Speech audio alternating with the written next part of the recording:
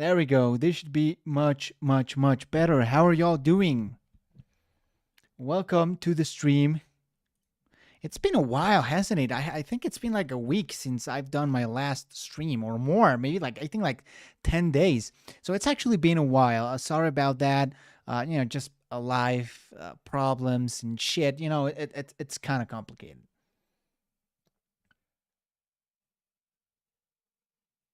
Now I just need to fix y'all.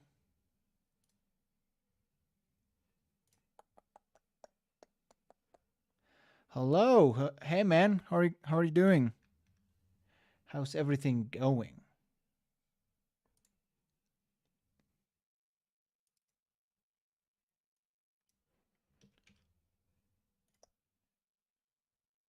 There we go. We got the chat ready. We got the camera. Hopefully the audio is fine.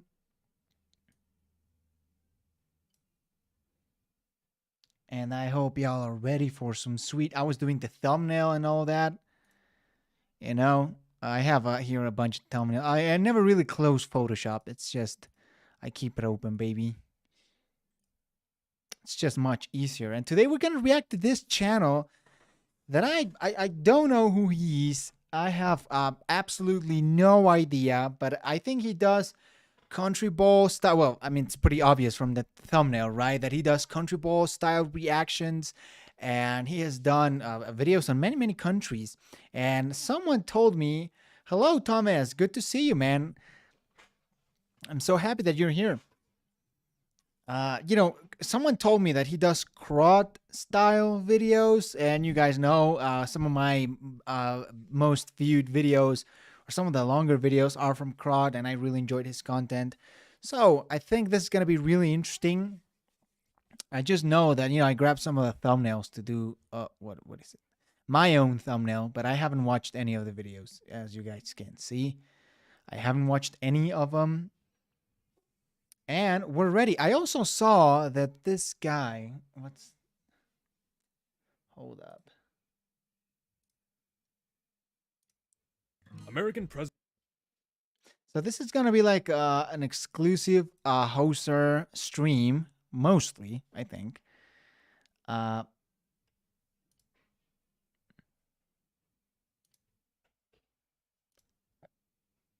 Looking forward for another stream. I think this one is going to be pretty interesting. And I actually did a post, asking you guys what do you guys want to see when it comes to history, because that's one that we've been doing a lot of geopolitics lately. But I think a lot of people want to go back to like the history, and this is not technically a history channel. He does actually kind of geopolitics. So okay, maybe I shot myself in the foot there. But it's just really interesting. And again, I think like a few people recommended this one. So, but I actually saw that MonsieurZ, I don't know how to pronounce that name. All right, I think it's French. Uploaded a video on Woodrow Wilson. Woodrow Wilson did nothing wrong. What? Are you shitting me? Is this a joke? Am I a joke to you? What the fuck is that, dude? Because I watched a few videos on Woodrow Wilson and why he was a shitty president, and all the things he did. Just not even on his presidency, like as a person, as a human being. And of course, then we have all the president stuff. Y'all remember that? Y'all remember that he was the guy that reproduced the what was this movie? The Birth of a Nation, that like white supremacist movie on the White House. It's fucking insane. And there's a video of him like Woodrow Wilson did nothing wrong. So I know this was like an exclusive stream for this YouTuber, but I just really wanted to watch this video because I don't know what we're gonna find. It's literally like uploaded today, and I don't know, man. Listen, I don't know. This guy is apparently this guy is kind of right wing, and I am kind of left wing. So of course we're gonna defer on some things, on some issues. Of course that's gonna happen. Actually, sorry about my hair, guys. I was just looking and it's a mess. I was at the gym, so maybe it's that. And yeah, I didn't took a shower. Sorry about that. Uh, because I know a lot of you guys are watching from Europe, so I didn't want to do this later, anyways. So Woodrow Wilson did nothing wrong. Listen, man, I don't know what we're gonna find. Yeah, screen a movie like that in the White House. It's insane. It's fucking insane, dude. But President Woodrow Wilson.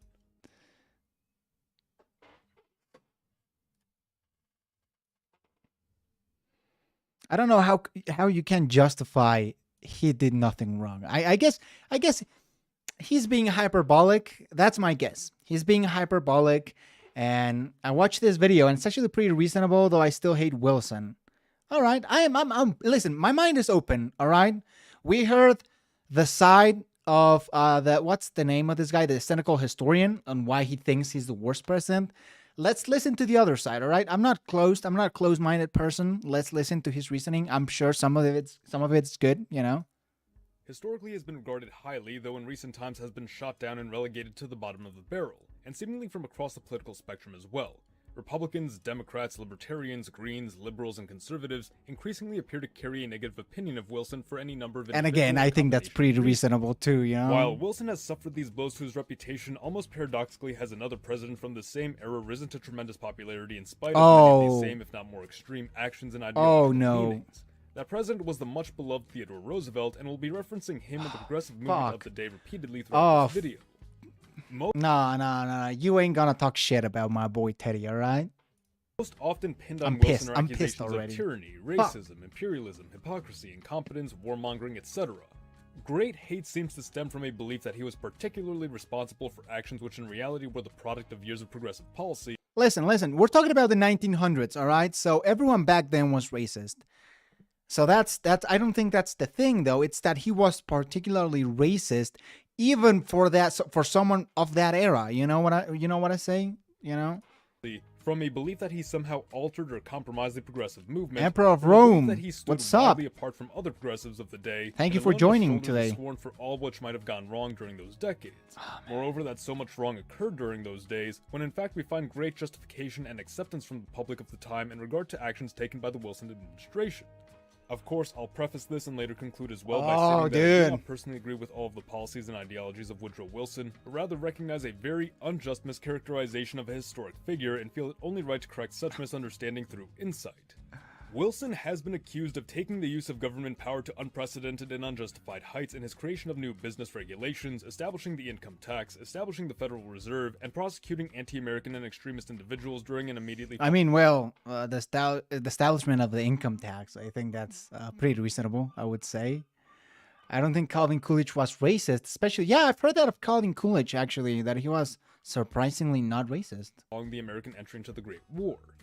On regulation, Wilson's Federal Trade Commission was a more efficient successor to Roosevelt's Bureau of Corporations, which could not regulate but only investigate and bring such findings before a court, allowing unscrupulous businesses to navigate loopholes during this long process.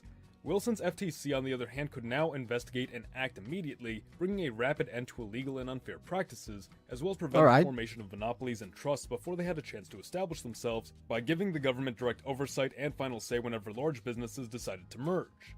On taxation, Wilson merely built upon the work... I think that was very popular at the time, right? You know, a lot of the presidents were very anti, they were busting large corporations and monopolies. And I think at that time, you also had people like, well, I don't know if the timelines is right, for people like the Rockefellers, right? Or, the banking industry, the steel industry, the railroad industry. A lot of these were big monopolies. So I think this was pretty popular at the time. Roosevelt and Taft, by putting the and I don't think that was a 16th bad Amendment, thing. Which authorized Congress to collect taxes on income to work. Wilson's tax was... a lot of these historical figures are not black or white, right? They are not completely evil or completely good. Most of the U.S. presidents, if not, well, probably all of the U.S. presidents were like that, gray figures, right? They did something good, they did something bad. So 1 to 6% for only the top. I'm not gonna deny that this guy probably did some good stuff. Accumulated from this tax, allowing Wilson to cut tariffs by nearly half, and thus significantly reduce the price of imported products for the entire country. On the Federal Reserve, it must be stressed that Wilson inherited the Federal Reserve Plan from a commission originally established during the Roosevelt administration, which sought to create a centralized banking system now that the US had gone from a regional and developing power to a global power. Wilson, not wanting to establish a central bank per se, given the country's bumpy history with such systems, modified the plan by introducing elements which turned it into a semi-private, semi-public institution. However, its function remained largely the same as was intended by the Commission, and the new plan was largely praised by progressives of the day, who saw it as a solution to America's economic instability. Again, no hate on Whether that. it was successful is extremely questionable, and what Wilson can be faulted for if truly the Reserve is a faulty system is merely that he happened to be the man to sign it into existence. Had Roosevelt, Taft, or any other progressive Hello, my of the day been friend. in his position, Welcome to the it stream. almost We're certainly already would have 9 been created people. Damn. regardless. On the Espionage and Sedition Acts, America had faced internal strife for some time by the presidency of Wilson, primarily actions perpetrated by recent immigrants who subscribed to anarchist and socialist ideologies from Europe and engaged in violent action against American citizens. With the outbreak of the Great War, fears abounded of foreign actors attempting to harm or provoke. I mean, that's a very lame way to justify it. And that's a very strange way to justify it, isn't it? You know, all these immigrants who were socialists. Like, yeah, probably some of them were. But probably a lot of American citizens were into socialism too. Wasn't there, by this point, a socialist party? And one that was doing fairly good on the elections. So, I don't know. I think it's kind of, it's interesting. For example, King Edward XVII wanted more rights for the working man. He was disgusted by British racism towards Indian. However, he was against giving women the right to vote. Oh my God. Interesting. Definitely an interesting point of view. States. The British were eager to have the United States on their side and may not have been above putting American lives in danger to accomplish that goal. Meanwhile, the Germans were more interested in causing trouble that would keep the United States preoccupied and out of Europe, perhaps inciting a large population of German Americans. I'm also kind of surprised that he didn't touch much on the Espionage and Sedition Act. Isn't it that we are still dealing with the effects of that? I don't know. I think he could have gone more to that route than just immigrants who were socialists. You know? Or provoking Mexico to initiate a war with its northern neighbor. Wilson was not willing to accept this risk, and until threats subsided, sought to cracking down on seditious speech, and roughly 1,000 individuals were prosecuted. Oh, okay. Following the end of the Great War and as the Russian Civil War raged on, inspiring far-left activities across Europe, a series of anarchist-inspired bombings and assassination attempts on prominent Americans were made, provoking a surge of arrests in an attempt to quell what many feared could be an anarchist or communist uprising within the US. The morality of these actions are not purely black and white. They were desperate actions during desperate times, not unfamiliar to American policy whenever it finds itself drawn into foreign affairs. One of the earliest... I mean, come on, man. Come on. You can't do that, bro. Listen, I get it. I don't want to live in a socialist America. I am a left-wing guy, but I'm not a socialist. I'm not an anarchist. But even then, you can just suppress speech by saying, yo, socialists were getting popular, so what you gonna do, bro? Like, that's not fair. Especially in a country like America, you know, First Amendment, baby. I don't know. I'm just not buying that. Where, you know, socialists were getting kind of violent. Yeah, you know, arrest them. Take actions against specific groups. Don't sign an Espionage Act.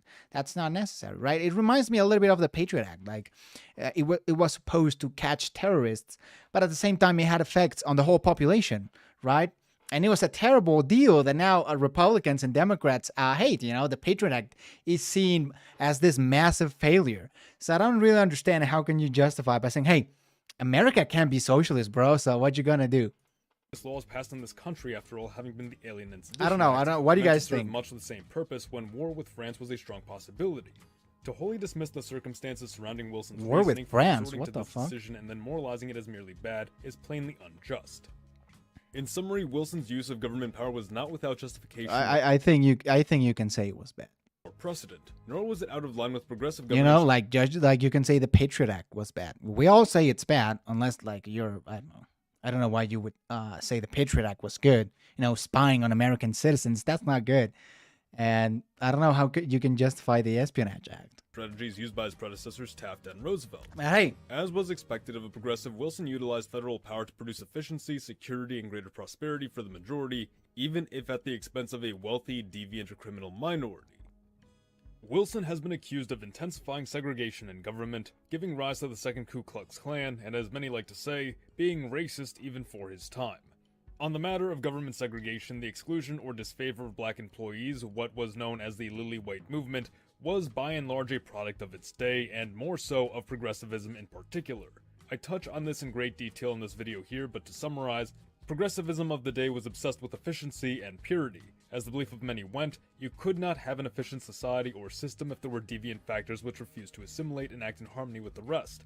Blacks were commonly seen as less American than most immigrants, said immigrants being largely white and thus able to blend more seamlessly into the American culture over time. Shit. Racial tensions at the time were very high, especially as many blacks began moving in great number from the south to the north, and progressive politicians responded to this by ostracizing blacks from their ranks. Following a much criticized dinner with Booker T. Washington, Roosevelt caved to public desires and embraced the Lily White movement. Taft did the same, and Wilson, also being a progressive, followed suit. While Wilson allowed Lily Whiteism to continue, once again we have an instance of if virtually any other progressive was in power instead of him, it would have happened anyway, and these actions are a product of the progressive culture of the time, not a product of Wilson being, quote, racist. I love how he's bashing progressivism, you know? It's very interesting, for sure. But again, it's you're kind of justifying by saying, hey, the other presidents were bad. People seem to love Teddy Roosevelt, so hey, you know, people love Teddy, but they don't love Woodrow Wilson, so they were both racists. I don't know. I don't know. It's definitely a weird argument to say, well, they were bad too, so, you know, maybe try to shit on them. If immigrants and radical socialists were committing crimes, respond by arresting them. Don't respond by restricting the rights of innocent people. Exactly. That's exactly it, right? If terrorists attack America, you go after the terrorists. You don't go against the citizens. So again, it's like, yeah, you know, he was dealt with a pretty big problem, probably with socialists and terrorists and all that. But you don't do that by oppressing your own citizens. Like, it's not a way to justify it. And again, you know, it's probably a tough situation. I could never be president. You know, I'm a fucking idiot. But probably he could have come up with something better, you know? And his argument by saying, hey, well, everyone was racist. So, no, yeah, but he was particularly racist. I'm wondering if he's going to touch on the whole Birth of a Nation movie. In defense of Wilson airing The Birth of a Nation, the movie was actually pretty mainstream. It wasn't directly sponsored by the KKK, but rather just a random director who felt the KKK were good. The movie was actually very high quality for the time, had advanced techniques in filming. It was, you know, I get that. Maybe Teddy Roosevelt would have filmed the movie anyways, would have screened the movie, anyways. Maybe Taft would have done the same thing, maybe. But at the end of the day, he was the one that did it, and maybe it's overblown, maybe a little bit. I could see that, but it's still a pretty big fucking deal, especially considering the history that the KKK would have on later years, right? Even for his time. One might even argue that Wilson did more for blacks than other progressives. Oh, shut the fuck up, dude. No. Lynching, demanding state governors take action to end what he called a disgraceful evil. On the matter of the Second Ku Klux Klan, it is argued that Wilson gave legitimacy to the movement by hosting a screening of The Birth of a Nation at the White House. Yep. The movie, by the time of its creation, had already been a widely popular novel and play by the name of The Klansman. Despite its controversial portrayal of the first Ku Klux Klan in its final acts, the film was still hailed for pioneering a number of cinematic innovations, which brought it great attention. Wilson had known the writer of the original novel that the film was based on, Thomas Dixon, as a university peer, and he was indebted to him for an honorary degree and speaking opportunity he had provided to him years ago.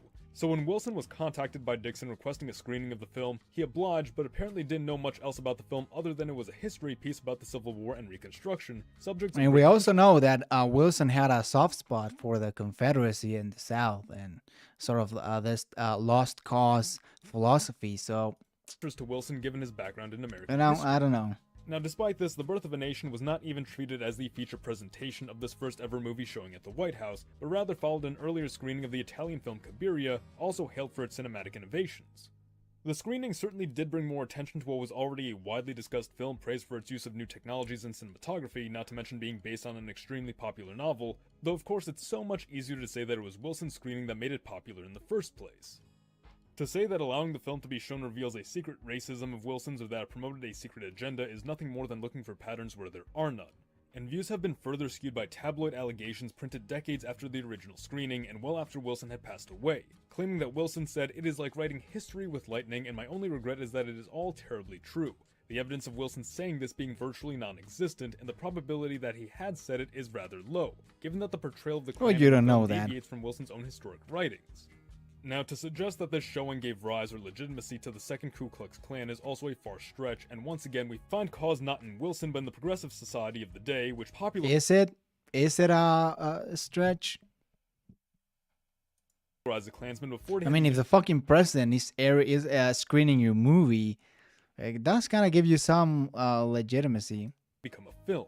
I don't Wilson, know. an Maybe apparently it's just unassuming me. actor in this timeline of events should not serve as a scapegoat for the some 4 million who would actually go on to join the organization and give it life. Wilson wasn't in fact racist even for his time, but rather in step with, if not more moderate than the popular beliefs of his day, and to single him out as is so often done is senseless ignorance. Wilson has been accused of recklessly pursuing war despite campaigning on neutrality, acting militantly against US neighbors in Central America and the Caribbean, and ultimately paving the way for modern American interventionism. On local intervention, Wilson inherited the border war with Mexico from the Taft administration, not to mention several floating interests and threats that resulted from the Spanish-American War of the McKinley administration and the interventions of the Roosevelt corollary. Yeah, you know, Spanish-American War. Rest in peace, Spanish Empire. Wilson was alive in the South during the Confederacy's existence, and his father was a chaplain in the Confederate Army. It shouldn't be shocking that he would have some pro-rebel sympathies. It's not absolutely shocking, but it does. Like, I'm sure not every Southerner was like pro-Confederacy, just like not every Northerner was pro-Union, right? Not because you're from the South, that means that you're gonna have to support the Confederacy no matter what. Like, I could see that, especially his father being in the Army. I could totally see that, but, you know. These lands south of America's border were terribly unstable and dangerous to both American citizens and economic interests within their borders. Oh, God. Thus, American efforts had since been focused on bringing stability and order to these lands on their doorstep. Wilson absolutely despised what he perceived as the militarism and imperialism brought to America by Roosevelt. Having grown up during the Civil War, Wilson came to view war as... That's true. Roosevelt was pretty interventionalist. I'm not gonna deny that. senseless destruction that was almost always avoidable, and as such hoped to abandon the military approach to Latin America in favor of arbitration, partnership, and the establishment of a Pan-American League. But these efforts ultimately fell short and proved insufficient to prevent the further destabilization of these countries, forcing continued military action. This kind of interventionism is not unique to Wilson, but part and parcel of the progressive era. But unlike his predecessors, Wilson at least attempted to find an alternative. On the US's entry into the Great War, Wilson from the very beginning sought neutrality and did all he could to maintain it, but repeatedly the Entente and Central Powers He wanted to hug it out. action. Wilson had for years retained peace through diplomacy, even in the face of blockades, attacks on American vessels, attempts at provoking insurrection and protests within the United States, and attempts at provoking war between the US and its neighbors.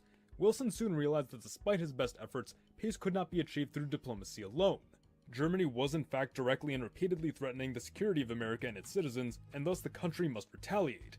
Wilson did in fact run for a second term on the slogan that he, quote, kept us out of war. However, public opinion had quickly shifted in favor of war upon Germany's doubling down on unrestricted submarine warfare and the revelation of the Zimmermann telegram. The war was further framed as a conflict between democracy and tyranny, though this was largely a fanciful interpretation meant to simply bolster American support. Wilson saw the conflict for what it really was, petty squabbling between great powers that grew too big for them to handle, and this understanding is reflected in his attempt to settle disputes as an outside and neutral arbitrator, and provide for the needs of all Europe's distinct people through a redrawing of borders and the establishment.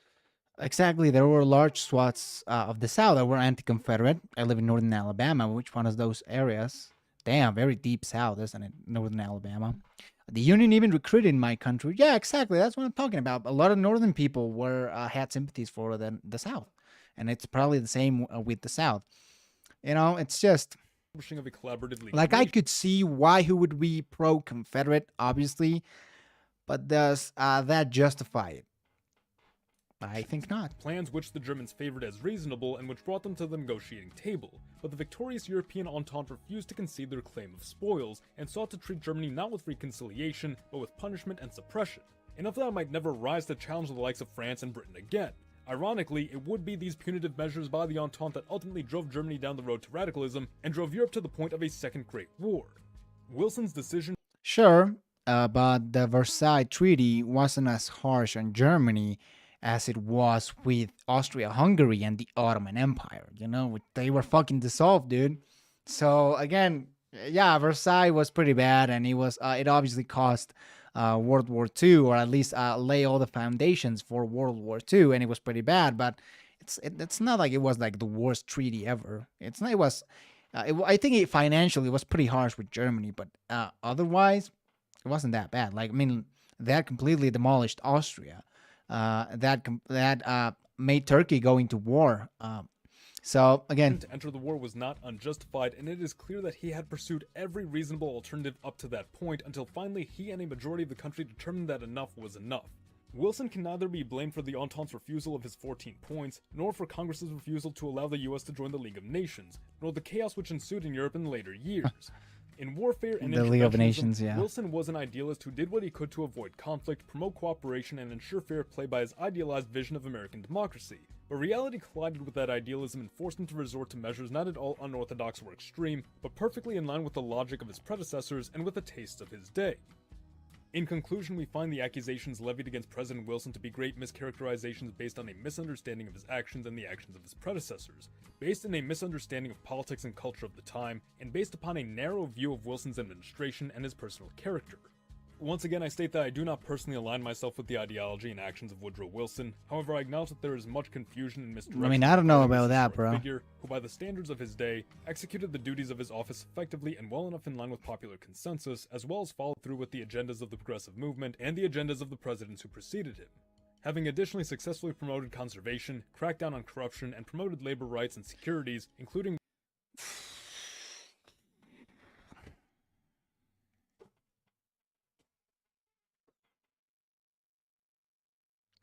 I mean, thoughts? Hey, listen, I get his point of view. I could actually agree with some of the things that he said. I don't think he's like damn, this fucking devilish figure in American presidencies. But at the same time, like, come on, titling your video, Woodrow Wilson did nothing wrong. Come on, bro. Like, it's clear that he did some really fucking stupid things, right? I think that's clear for all of us, right? He did a lot of bad stuff. And maybe this title is clickbait, maybe, probably.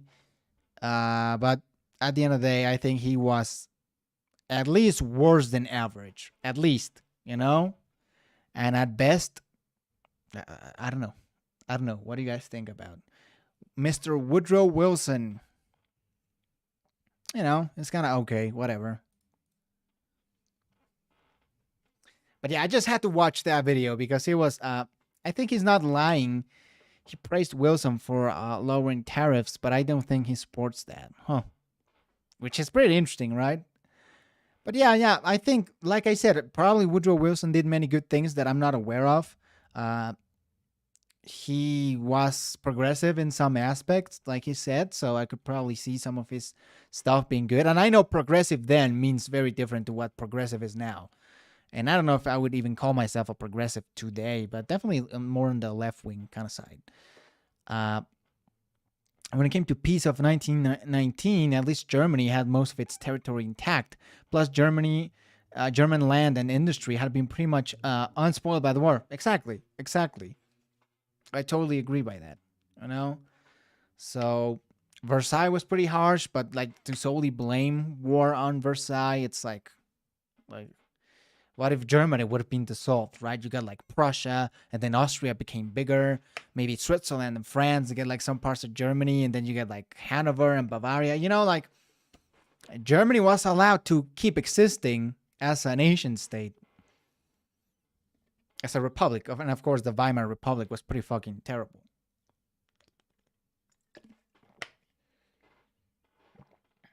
Dude.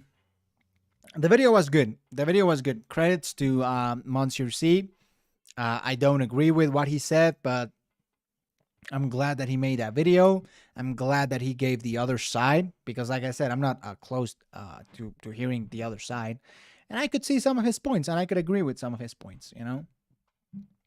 So, talking about the main star of today's stream, a YouTuber that I have absolutely no idea who he is or what he does, but he looks like he produces some very interesting content.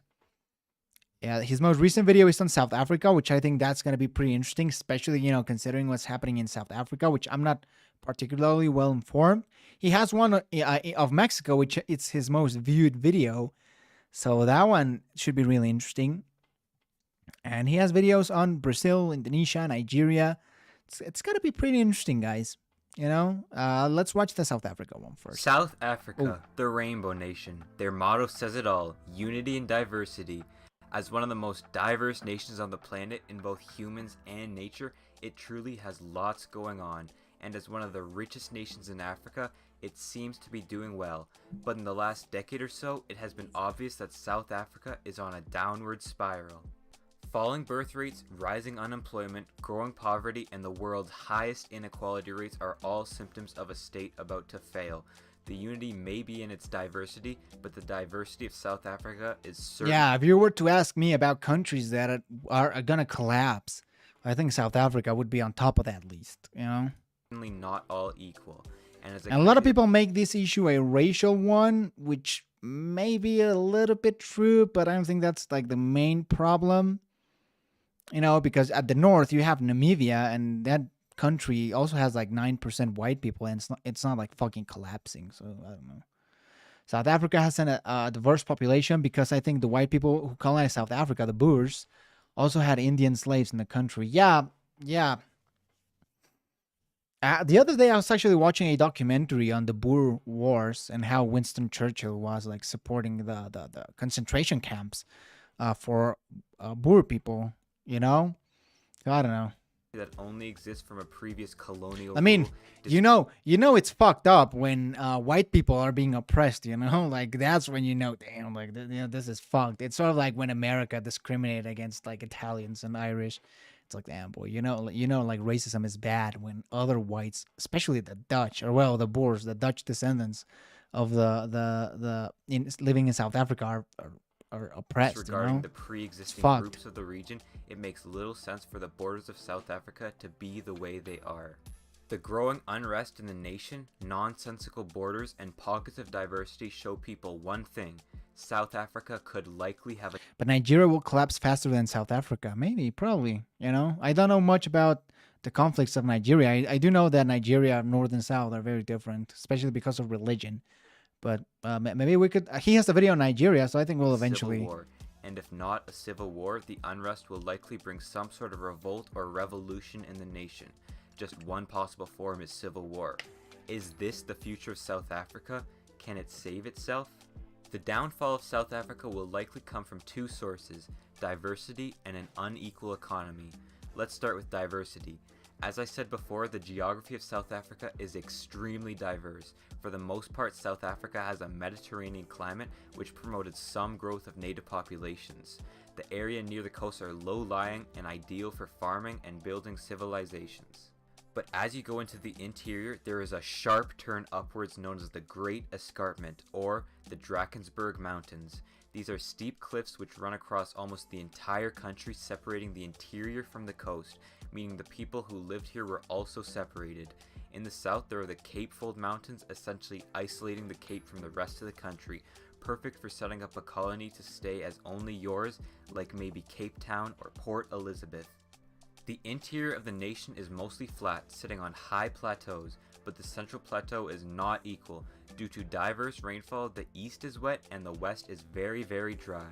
The Orange River also runs through the central plateau, bringing more water and places to build at least some settlements in the desert. That's true. Like, there's probably, I'm sure there's a lot of fucking corruption when it comes to like South Africa, so that's probably not gonna help.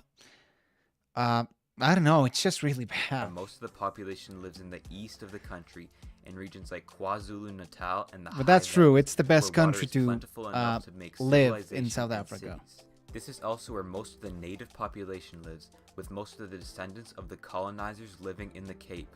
That leaves only the East Central Plateau. Is it? I've also heard, because, for example, when you look back at history and some of the white, for example, the Orange Free State and Transvaal were like on this region, right? Maybe, I don't know, if you guys are South African, you guys can definitely tell me. But yeah, I guess I haven't been to South Africa though. But I do have a friend, who was from Bloemfontein.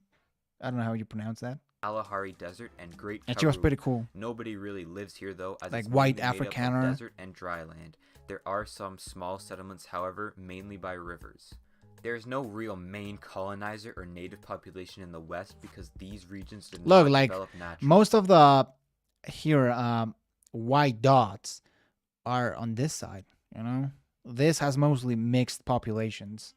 South Africa is also the third country in Africa with the strongest military behind Egypt and Nigeria. Interesting. The climate of South Africa varies wildly from east to west and north to south, making it one of the most diverse geographies on Earth. And the mountains were a natural separator between native and non-native Yeah, and we have to peoples. talk about how beautiful South Africa is. I mean, when you got a country that's that diverse, oof, it must be so beautiful. South Africa's geography Which is was unfortunate simply because a made lot of the to political divide. stuff is shitty. Okay, but how diverse are the people? After all, you're Oh, not boy. called the Rainbow Nation for your similarity. To put it into perspective, in a nation of only 60 million people, there are 11 official languages Gustav, what is up, bro? Everything good, man? We just started the stream a few minutes ago, so I'm glad you could have joined. and hundreds of other smaller languages spoken. The most spoken language is Zulu, but is only spoken by 22% of the country. Afrikaans. Followed by Xhosa at 16%, Afrikaans at 14%, and English at 10%, although many people do speak English as a second language. These languages are not found evenly throughout the country. Yeah, though. They I are mean, mainly found fuck, look at how bad it is. It's very split. Which, by the way, none of these particular reasons are a reason to split. We saw a video talking about how Mexico could collapse because it's very geographic. Its geography fucking sucks. It's not gonna happen. India probably has a lot of similar situations when it comes to the languages. Very diverse, very separated language regions, language pockets. Sorry, it's we can agree that probably India won't collapse. So the linguistic, the geographic, and I think even the racial aspects are not solely gonna make South Africa collapse. South Africa's most popular party supported the black nationalist and communist dictatorship in Zimbabwe and even went as far to ban that mocked the dictator Mugabe. South Africa has also the highest rate of rape in the world. I heard that. And infant rapes are common. Ooh, probably shouldn't be saying that word in the stream. Well, who cares? I've heard a lot of criticisms that the police aren't doing nearly as much as they should to stop it. Just got home from work. Very happy right now. Oh, that's awesome, man. I hope that you can rest now, To be fair, all African countries have an issue with that. Okay, yeah. found in distinct bubbles. Afrikaans in the Cape and West Because I think South Africa can measure the assaults, but other countries of Africa don't really have the infrastructure to measure and give accurate numbers. I don't know. That's my opinion. Xhosa in the Eastern Cape, and Zulu in the Natal region, with many others like Sotho, Swana, and Pedi in the densely populated Northeast.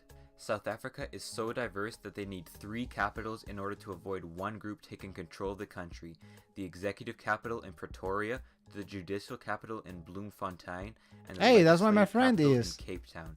Not to mention that their largest city and financial center Johannesburg. is actually Johannesburg, and you have 4 cities with huge influence over the country. Since many different language means many different ethnic groups, South Africa officially divides this group into 4 categories: black for the native African groups, white for the descendants of the Elon Musk, colonizers, yeah. Asian mainly for Indian immigrants, and colored for a mix between these groups. Around 80 Which is kind of strange because the word colored on this part of the planet, it's sort of associated with like a racial tone.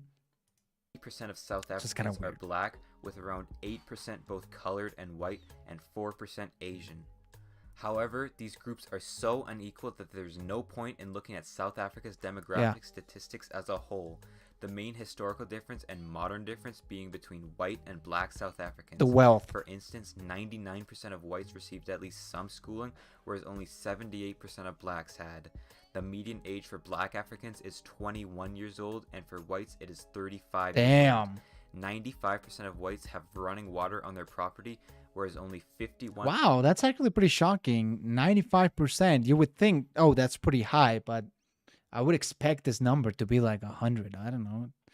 51%. This is pretty messed up. I wonder what the number is in Mexico. I don't know. of blacks do, and 99% of whites have access to electricity, only 62% of black Africans do. The Congo, These yeah, it's stats probably are really just a bad. symptom of how fundamentally divided South Africa is between its ethnic lines. It really is a tale of two nations. The difference which shows us the most, though, is the difference in their economies. A staggering 28% of black Africans are unemployed, but only 4% of whites are. And the median white income is around $4,000 US, whereas for black South Africans, it is only $750 US. Yo, talk about a difference. That's pretty fucking huge. You know, by apartheid standards, black Americans, we would be considered colored in South Africa, and they would put us with the whites in the country. I've heard that. I've heard that a lot of African Americans have a relatively high percentage of white inside them. Africa is broken and the damage is too much to fix. Especially since these groups have historically and nowadays actively worked to harm other groups. It sort of reminds me of that video of the comedian. What's the name? Gosh, I watched the video. I made a reaction to that guy, and it's like, you know, black Africans hate black people from America. You know. The South African population of 60 million will peak at around 80 million by 2080, mainly growing through black African growth, whereas the white population is going to shrink. Unless South Africa can make itself a more equal society, this will only widen the already massive inequality in the nation. How come South Africa is so badly divided? To answer that, you need to take a look back at its past. Apartheid. Bantu-speaking peoples migrated to what is now South Africa around the 400s. The Bantu migration, setting up the of path course. for civilizations to develop in the region. What is now the Zulu, Xhosa, Tswana, and most other native Africans came from this Bantu expansion. They came into contact with Europeans around the 1400s when Portuguese sailors went by looking for a route to Asia. The Portuguese had a lucrative spice trade in the Indian Ocean. Portuguese but as Empire. Their power began to fade. God the bless. British and Dutch stepped into their place. In order to sail to the Indian Ocean before the Suez was sawed in half, you had to reach around the Cape of Good Hope, though. My great aunt moved to South Africa in the early 60s. She married a Boer. She said British South Africans and Boers had some mistrust in each other because of the two Boer wars. Even by Latin American standards, if you're not dark, you're not considered black, which is even weirder, lol. I'm light-skinned and many Hispanics think I'm a Latino. Yeah, the whole racial situation in Latin America, it's just because in Mexico, by most instances, I'm considered white. Like we have a term, white-sican, and I'm generally considered that. But when I go to the U.S., it's like, oh, you're Latino, so it's kind of weird. It's kind of crazy that South Africa is as unstable as it is, while their neighbors Namibia and Botswana are stable, at least compared to the rest of Africa. Yeah, I was talking about Namibia earlier this video, and like I'm surprised how relatively stable it is. And it also has a very similar situation where it has a large Boer and German population, and yet they're very stable. So that's why I think the racial aspect is not as important as some people make it seem. Because if it was as important, why isn't Namibia fucking collapsing? You know? This reason why the Dutch decided to set up a colony in the Cape. I just This think is Namibia where is the really Dutch interesting. language was mixed with local dialects to create Afrikaans, and why even nowadays Afrikaans is the main language of the Cape. The British did a little expanding and ended up Afrikaans. in control of the Hello. Cape in 1806, when now British immigrants came in. The Dutch didn't want to be British though, so they left westward. Namibia into is the so Natal beautiful. and Highveld regions. I bet. Of course, the Africans didn't want to be Dutch Like, either. So imagine seeing German architecture in the middle of a desert. Must be really, really beautiful. I can't imagine. there was some bloody wars. The Dutch nomads known as Boers set up some states known as the Boer Republic. Boers. Now there's the British colony in the west, the Boer Republic in the northeast. It's just like a fucking three-way fight between the Boers, the British, the Native Africans. and African kingdoms in the It's east. just so bad, You could man. just tell there was some tension. And oh boy, there was about to be some fighting after the discovery of diamonds boosted British efforts to control the land. The Anglo-Zulu War and the two Anglo-Boer Wars resulted in British victory over the land we know now as South Africa. But it was only 8 years after the Second Boer War when Britain granted independence to South Africa in 19... I'm surprised South Africa isn't considered a Western country. I think a lot of Western countries, like sometimes, hey, geographically, Latin America is Western, but some people don't even consider that us Western people. So I don't know. I think it's heavily 10. racialized a But lot there of is still times. the question for the white owners of South Africa. What do we do with the natives? Based on other nations' racial laws, the white South Africans first passed laws to restrict black ownership of land, culminating in institutionalized segregation known as apartheid. These public premises and the amenities thereof have been reserved for the exclusive use of white persons by our provincial secretary for use by white persons. Gebruik door blanks. It is now when the government split the population into race groups to separate themselves. Apartheid entailed segregation of public areas, events, housing, and employment along racial lines. This is the event which severely killed South African prosperity. While the whites at the time were essentially living in a first world nation, the blacks, even nowadays, were Yeah, and that happens a lot with a lot of colonial civilizations. Hey, you can come to Mexico, right? If you are a tourist and you wanna come to Mexico, you'd be so surprised because you can go to like the wealthier areas and they'll be very, very nice, very luxurious, very full of like shops and restaurants and all of that. And then you can go to some of the really poor areas and you'd be like, damn, what the fuck is this? You know? So that happens a lot in colonial situations. Probably in the US is kind of similar. Mexico is probably the only country in Latin America that considers that's considered a first world country, which is yeah, it's interesting. I don't know if I would say that. It's the other day I was reading that Mexico has the highest quality of life for all Latin America, which apparently surpasses Chile, which I was pretty surprised. So maybe that is, I don't know. Apartheid is basically Jim Crow in South Africa. Ocean Conservation Namibia is a YouTube channel for the rescue of injured seals. Ah, that's fucking good. Might be something you guys want to support. Absolutely. If you guys want to support, definitely go check it out. were much, much poorer, stunting national growth since they are the Injured majority seals, of the nation. that's not a good It thing. was obviously not without fighting, though, as groups like the African National Congress Oh, look, a bunch of white people boycott apartheid. That's nice. carried out guerrilla warfare in opposition to apartheid, and many countries boycotted South The African ANC. businesses. Ooh, Eventually, Yikes. the government had to give in, starting with the Malabatini Declaration look at the flag, dude. 3 flags inside another in flag. 1974, promising but not giving equality to all South Africans. Then, in 1990, the ANC was no longer banned. Nelson Mandela was freed from prison, and in 1992, a referendum passed to end apartheid. 1994 was the 92, a referendum. Wait, what the fuck? Yes, and pretty much all provinces. No, except this one.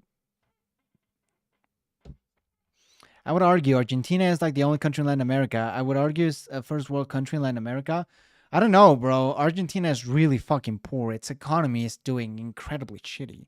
And I think a lot of people say Argentina because, again, it's a heavily racialized term. You know, Western countries most times associated with white people. So even though Argentina is poorer than a lot of places, a lot of people say, well, yeah, Argentina are white. So, you know, hey, why not? I would argue Chile would be, in my mind, the only first world country in Latin America. Maybe Uruguay too. Uruguay, Argentina, Chile could be considered first world Latin American countries depending on your criteria. I would only argue for Argentina. I don't think that province is very white, so that's interesting. I know, right? I was like, damn, if most white people live over here, why does this province voted no? I don't know, man. South Africa was the only country in Africa to have nuclear weapons before they gave it up. Oh, yeah, I remember that video. Passed to end apartheid. I think we watched that from History 1994 was Matters. the first time South Africa had a full Limpopo, let's see, you know, I'm interested in...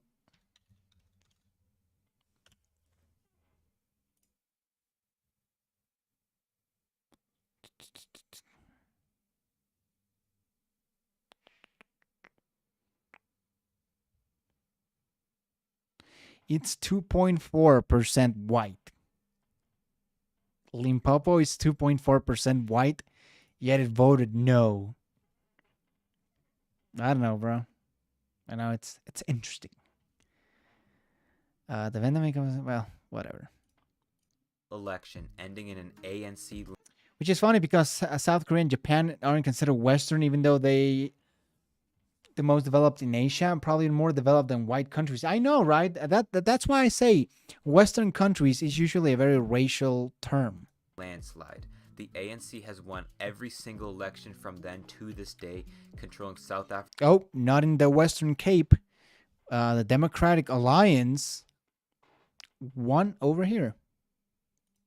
Through the entire post-apartheid era so far, but the I wonder if there's any like white supremacist or like very right-wing parties in South Africa. Maybe, I don't know. Controlling South Africa through the entire post-apartheid era so far, but the damage of apartheid was already done. During this period, poverty among both blacks and whites increased, unemployment rates grew, and the HDI fell until 2005, yet it's likely that was due to the AIDS pandemic. Racial tension and violence are still rampant, and most neighborhoods are still basically segregated. The future of South Africa looks bleak because South African history has been horrible to its citizens. In July of 2021, South Africa entered into its... Just imagine this for a second, all right? You live in a country where 80% of the people are from a certain racial group, right? But they are mostly poor, while the minority, 10% white people, another racial group, owns all the wealth and a lot of the power. Then people are going to be angry. But that just creates a very scary situation for most of the white people who, most of them didn't have anything to do with apartheid. They were just living life. And it's sort of luck that you were born into that racial group, but it's not your fault. So now the people inside the 80% racial group get pretty angry and they start attacking the minority, and the minority just start escaping. But the minority are the most educated people because of apartheid. They have the most money. So they take that education, that money they have, and they run away from South Africa. So what happens is South Africa probably has a shit ton of brain drain. That means people that are smart or have money live in their country to live better lives elsewhere. And they probably go to like England. I've heard a lot go to New Zealand and Australia. And that leaves South Africa even poorer. And, the cycle just repeats itself. Maybe they were so racist that they support apartheid, similar to how many blacks in the U.S. support segregation since they hated whites and then want to integrate. Maybe. Yes, there are definitely white supremacist parties in South Africa. That's interesting. As a black American, I can tell you I don't support integration because it doesn't help us. It only helps white people. Oh shit. I think a lot of Southeast Asian countries are like that with their Chinese minority. I think Australia offered the Boers to live in their country low. That's probably nice. But some people, you have so-called Anglo-Saxon nations like Britain, America, Canada, Australia, New Zealand. Then you have like other Europeans, yeah. Worst unrest since apartheid. Violent protests ravaged KwaZulu-Natal and Gauteng. Around 350 people died.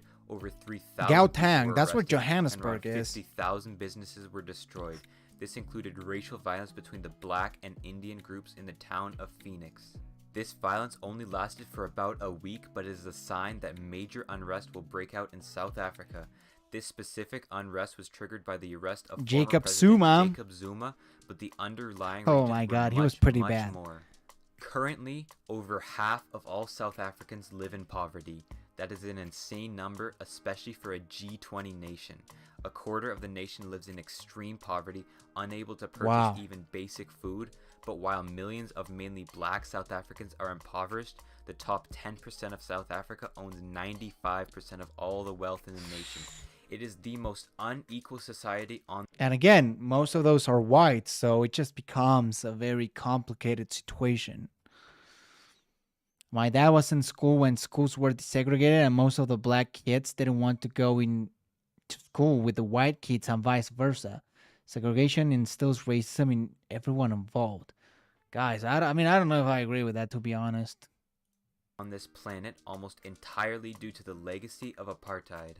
In addition, economic growth has trended downwards since 2010, long before the pandemic started, and when COVID did start, there was no money to spend on fighting it. There was a proposed 500 billion rand stimulus package to support workers during the pandemic. the government ended up only spending 36 billion rand. At the What the fuck? Which is funny because most white people in the U.S. have more German ancestry than Anglo-Saxon. same time, Aren't the Saxons a tribe of Germans? I mean, Anglo-Saxons technically have some German in them, isn't it? government ran out of money, households ran out of money too. In January of 2021, 39% of houses could not buy food. The already massive poverty only grew during the pandemic. South Africa is the world's 35th largest economy, but that does not mean much when the actual people have none of the wealth. South Africa is a powder keg. The extreme inequality and major diversity of the nation is a recipe for civil violence of some sort. All South Africa needs is a trigger. Good thing we have some. The large amount of corruption in the one-party government, if they overstep their boundaries, it might happen. If someone of great power It's a one-party government. in South Africa is arrested or even dies, it might happen. Any preferential treatment of one race over the other might trigger it, or perhaps climate change might do it. Cape Town is currently at a threat of running out of water. If the city or the On top of region that, were to right? run out of water, Oh, unrest shit. will almost definitely happen. Honestly, it is only a matter of time before something does happen to cause the inevitable. South African society has been one plagued by poverty, inequality, and hardship for most of the population, whereas for the others it has been the richest and most successful country in Africa. When looking at the national picture, it ignores the fact that half the nation is struggling to stay afloat. Its geography acts as a natural divider, and its bounties of ethnic and linguistic divisions help the nation stay separated. A history of legal segregation only made the already divided nation even worse, and ever since apartheid ended, the already poor nation has been moving backwards in economic progress. As a final point, just look at Lesotho. If South Africa were truly united by geography and ethnicity, there wouldn't be a nation of 2 million sitting right inside its borders. South Africa claims to have unity in diversity, but realistically, its diversity has only split it apart. If something tragic happens in South Africa, don't be surprised if it ends up in a civil war. What the fuck? And again, the question then becomes, how do you solve it? And it's just so complicated. Nelson Mandela actually killed more of his own people than the previous white president of South Africa, which is a lot of things nobody talks about. I don't know, bro. You're getting me into dangerous territory. I have no idea about that. I'm not gonna deny what you're saying, but it's just like the message of that. Like, okay, what are you trying to say there, bro? Which again, Nelson Mandela is probably a very gray individual. You know, he did a lot of good things, but he probably did a lot of bad stuff. You know, just like other leaders around the world. The American NCA party and many black nationalist leaders got along very well because they used both support segregation. That's true though, and it always fucking. Once in Miami, I met a black supremacist, and it got me pretty fucking angry. And some of my Latino friends in Miami were like, "Yo, don't go to northern Miami because it's not particularly safe. You know, it's for you as a Latino." I don't know. My relatives in South Africa are trying to come back to Britain because South Africa's going downhill. Oh yeah, I fucking bet that.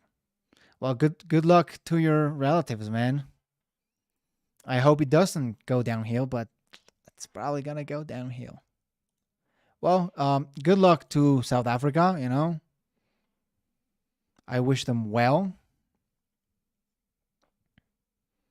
Where is it? Shit.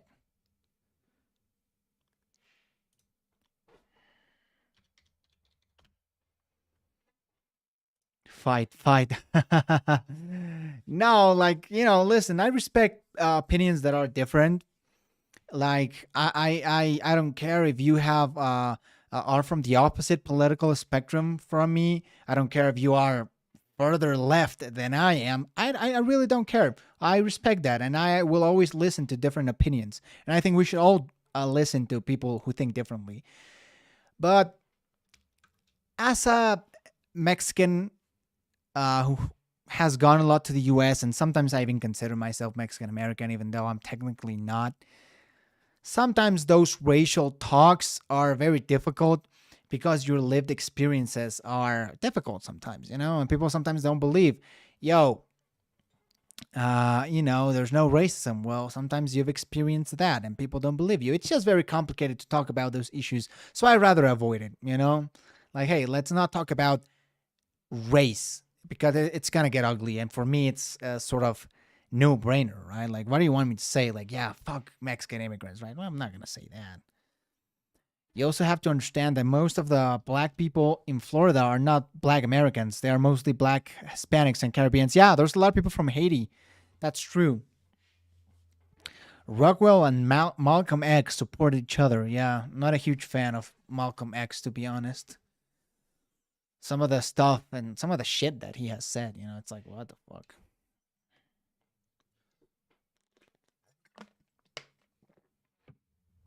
Should we watch the Mexican? Have you ever heard about the Hitler of Botswana? Is it hilarious? He's a Botswana politician called Adolf Hitler. I'm not entirely sure about that.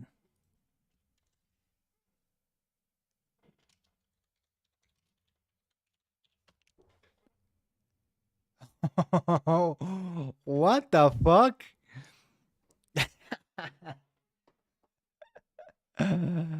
Adolf Hitler Unona, Namibian politician. What? Namibia, man named after Adolf Hitler, wins local election. My boy Adolf is winning elections in Namibia. What? This is insane, dude. I mean, yeah, good for him. It's hilarious. I don't know why you would name like this, especially being African, but hey, no hate to the guy. He's winning. Adolf Hitler, dude, damn. Imagine saying in Namibia, I support Adolf Hitler, Hell yeah. It's because I think Namibia was a German colony. Yeah, it was, but it was a German colony like before World War One, right? After it became like British and part of like South Africa. I think maybe, I don't know. Again, you have to understand the time frame Malcolm X lived in. It was the 60s when black people were oppressed. His views changed after he went to Mecca. Interesting. Adolf is actually a pretty big name, especially in Germany. Huh. That's interesting, That's very interesting. Yes, his father didn't know the meaning of the name. Ah, all right. Okay, got it. Yeah, that would make sense. So he just named him that. For little I know, Botswana seems to be the most well-off African country, not including islands, in terms of economy, anti-corruption, and stability. Yeah, I think a lot of the island nations are pretty well off. I think is it Mauritius that's pretty well off? I don't know. I think one of the island nations has the highest human development index score in South Africa. Should we watch the Mexico video? 16 people watching the stream. Let's watch, all right? Oh, we have a notification. Nice. Yeah, Botswana is the most stable. The Latin American power. It's interesting how you don't hear a lot from the countries that are less stable. Isn't it interesting? Like, hey, Botswana is doing well. You don't hear about that. All right. Oh, shit. I'm scared, dude. I'm fucking scared when people talk about my country. Yikes. At least the Spanish one, known for its blend of Spanish and Aztec cultures and its great food. Woo! Mexico is a big nation, and for much of its history, could have... By the way, I can't eat tacos. I'm on a diet. You boys, 5 pounds lighter than on the last stream. So, I can't eat tacos, man. I'm so fucking hungry. Mauritius, the jewel of Africa, must be great. Ended up like the U.S. did. It was even bigger than the U.S. at one point. Oh, and no. the same Atlantic and Pacific protections. Rest in but peace. It never ended up beating the USA at the world power game. With a relatively young population and growing economy, though, it begs the question, will Mexico ever be able to project itself like the U.S. has? Traitor Why to the hasn't it Mexican been able people. to? What is Yo. the future of Mexico? Let's start with its geography. Like I said, much like many other American colonies, Mexico has 2 oceans. No tacos, damn. Sorry, bro. Yeah, I'm on a diet, you know. I gotta lose some weight. Surrounding it to keep it safe from any major attacks. This means the Mexicans are relatively safe, and with much smaller states to its south, the only real threat is the US to the north. And realistically, with the Rio Grande River and the Sonora and Chihuahua deserts, the Mexicans are... Yeah, that's true. In Mexico, we never feel threatened by foreign invasion. Like North Korea, Russia, China, we don't give a fuck, man. We have the US as our northern neighbor. Like, nobody's gonna invade us, all right? Nobody. So we're like, okay, that's pretty cool. We're safe, at least, from foreign powers for now. For now. And honestly, with the racial stuff, I semi-agree. I don't talk about it either because as a light-skinned person, I never experienced racism. Most racism I've ever gotten was from dark-skinned people. Are pretty safe to a land attack, but America has It's considered complicated, the Mexican right? threat neutralized ever since the Mexican-American War. Mexico has no one climate. It ranges from desert in the north to tropical in the south, and between is the transition zone, and it gets even more out of whack when you look at the mountains. The Sierra Madre Oriental, Occidental, and Del Sur make up the Mexican plateau. This mountainous territory creates little pockets of climate zones and people groups, at least native people groups.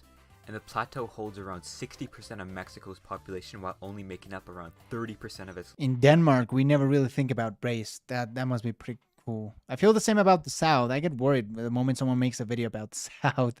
So much of what they say about us is incorrect. True, I think the South gets a lot of hate, though. I met a lot of Southerners that are pretty fucking cool. And I love Southern culture and Southern food and Southern music. Mexico, only real threat in Latin America is Brazil. Nah, we're chill. We're friends, you know? Land area holds around 60% of Mexico's population while only making up around 30% of its land area. When you have to live in a hard-to-live-in hot desert to the north or a hard-to-live-in hot tropical forest to your south, why not live in the elevated part to get out of the heat? But of course there is a problem living up here. Since the average height of the plateau is about 2,000 meters up, you're not going to be a coastal civilization. There's a physical disconnect. How does Mexico see its southern neighbors? Honestly, not with a really good view. A lot of people are pretty angry because, especially nowadays, we're getting a lot of Central American immigrants. I personally don't care. You know, it's fine. They're like brothers to me. But for most Mexicans, they're not. And a lot of Mexicans see themselves as very different from other Latinos, you know, which for me, it's bullshit. It's like they're brothers to me. But at the same time, I'm not your average Mexican on that sense. And I've had discussions with Mexicans on Reddit about, yo, why the fuck do you feel superior? And that's the thing. Yeah, there's like a big sense of superiority that a lot of Mexicans have towards their neighbors to the south. And I think it's fucking stupid. I'm Guatemalan. No, I'm sorry about that, bro. You know, but you're right. You know, a lot of people hate Central Americans, and I think that's fucking stupid. You know, we're like the same. We're like literally the same, but you know, they don't like them, and I think it's fucking stupid. I'm from the South as well, but it's Florida, which isn't seen as a southern for some reason. I think it depends, right? I think, for example, the Florida Panhandle is probably seen as the South, but like Miami is probably not very southern. Connect between the people and the water, making it much harder to ship by boat, trade, and run a powerful navy. So the Mexicans have never been a naval people. Mexican trade is mainly by land to America or Central American nations. And then the biggest city, Mexico City, is up on this plateau, so the Mexican culture and government was not I love centered Mexico around the City, coast, dude. but around the land. It's the Of course, best. there's still a significant chunk of Mexico not part of this plateau, most notably the Yucatan and Baja peninsulas. Baja California runs into a similar issue. Very mountainous lands, but it's not flat up here, so not enough people live in Baja California to make a significant impact on the Mexican system, and the Yucatan Peninsula is just straight up jungle. Underdeveloped coasts and a focus on the interior is a great indicator that your nation will not end up powerful abroad. But surely there has to be other reasons also. I mean, almost all of Latin America has the same problem as Mexico. They can't project their power either, but none have the same geography as Mexico. So there must be some other element, and there is. You can speak the same language in Mexico as you can in Argentina, and almost everywhere in between. Surely the Spanish have something to do with this. Go back to the 16th Spanish, bro. I fucking love the Spanish. Baja California looks beautiful. Hi, by the way. Hello, Fritos. Good to see you. And it's beautiful. I think it's one of the most beautiful states, probably. They kind of hypocrites because they immigrated to the U.S. a lot. But okay, I know. And a lot of Mexicans, all right, and this is interesting, they are now sounding like Trump. And I'm not shitting you. There's a lot of Mexicans that want to build a wall between Mexico and Central America. I'm not shitting you. It's real. It's 100% real. And I think it's just like, what? Most Mexicans were losing their fucking shit when Trump became president. And now they're like, yo, all those immigrants, man, they're fucking ruining the country. And like, no, man. What is it? Are you, it's fucking stupid, man. One, we identified as part of a group. There's a temptation to want to feel superior to other groups. I think that's what's about. Yeah. And because Mexico is the largest and one of the strongest economies of Latin America, or at least the largest, except for Brazil, which Brazil is the biggest. Maybe that's why, we're the biggest and the strongest. So yeah, fuck the others. But no, man, Brazil is the biggest, so shut the fuck up, dude. Many Mexicans are Trump supporters. I live in America, yeah, I've met some. I think it's like the bullied becomes the bully. Yeah, exactly. It's like that saying, the dream of the oppressed is it's to become the oppressor, Century Spain. They had almost finished reclaiming their peninsula the from motherland, the Moorish invaders almost La Madre 800 Patria. years ago, and the Moors were not Christian; they were Muslim. This whole thing resulted in a little religious fanaticism. Spain is chill, They crusaded, expelled non-Christians, and inquisitioned. Even after they won the Reconquista, they were a little on edge. Coincidentally, they found a new continent the exact same year the war ended. One of the very first things Columbus wrote about the natives he encountered was, "I believe that they would easily be made Christians." And so the Spanish colonized, if it wasn't for gold or glory, it was for Jesus. And that takes us to Mexico, who, for thousands of years, already had a strong native population. The Maya, Toltec, and Olmec all came and went, and the current rulers of the land were the Aztecs. Empire, Long baby. story short, they are now the Spanish, under a pretty brutal racial caste system with them at the bottom. The Spanish needed not to colonize. We love Spain. We give them a lot of shit with the whole stealing our gold. But, we love them. They're like a father to all of us. Florida isn't much different from the rest of the South, at least where I live, which is Central Florida, not on the Panhandle, which seems similar to Central Alabama, if you ask me, probably. Especially Mexicans on the border. Trump got a lot of Mexican voters in the border who supported the wall. I know, especially, let's look at this.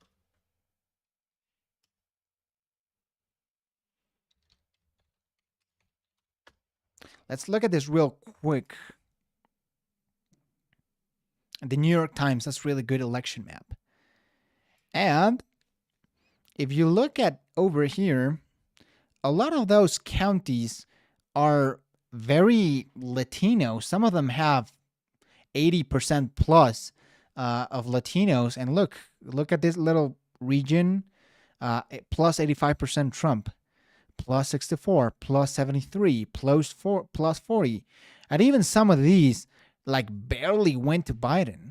And for example, Laredo, Texas, that's a heavily Hispanic metropolitan area, barely went to Biden. Well, comfortably in some areas, but some of the outer regions, look at this, plus 88% Trump, plus 86, plus 78, plus 78. I don't know, man. Look at here, New Mexico, a plus 71 for Trump.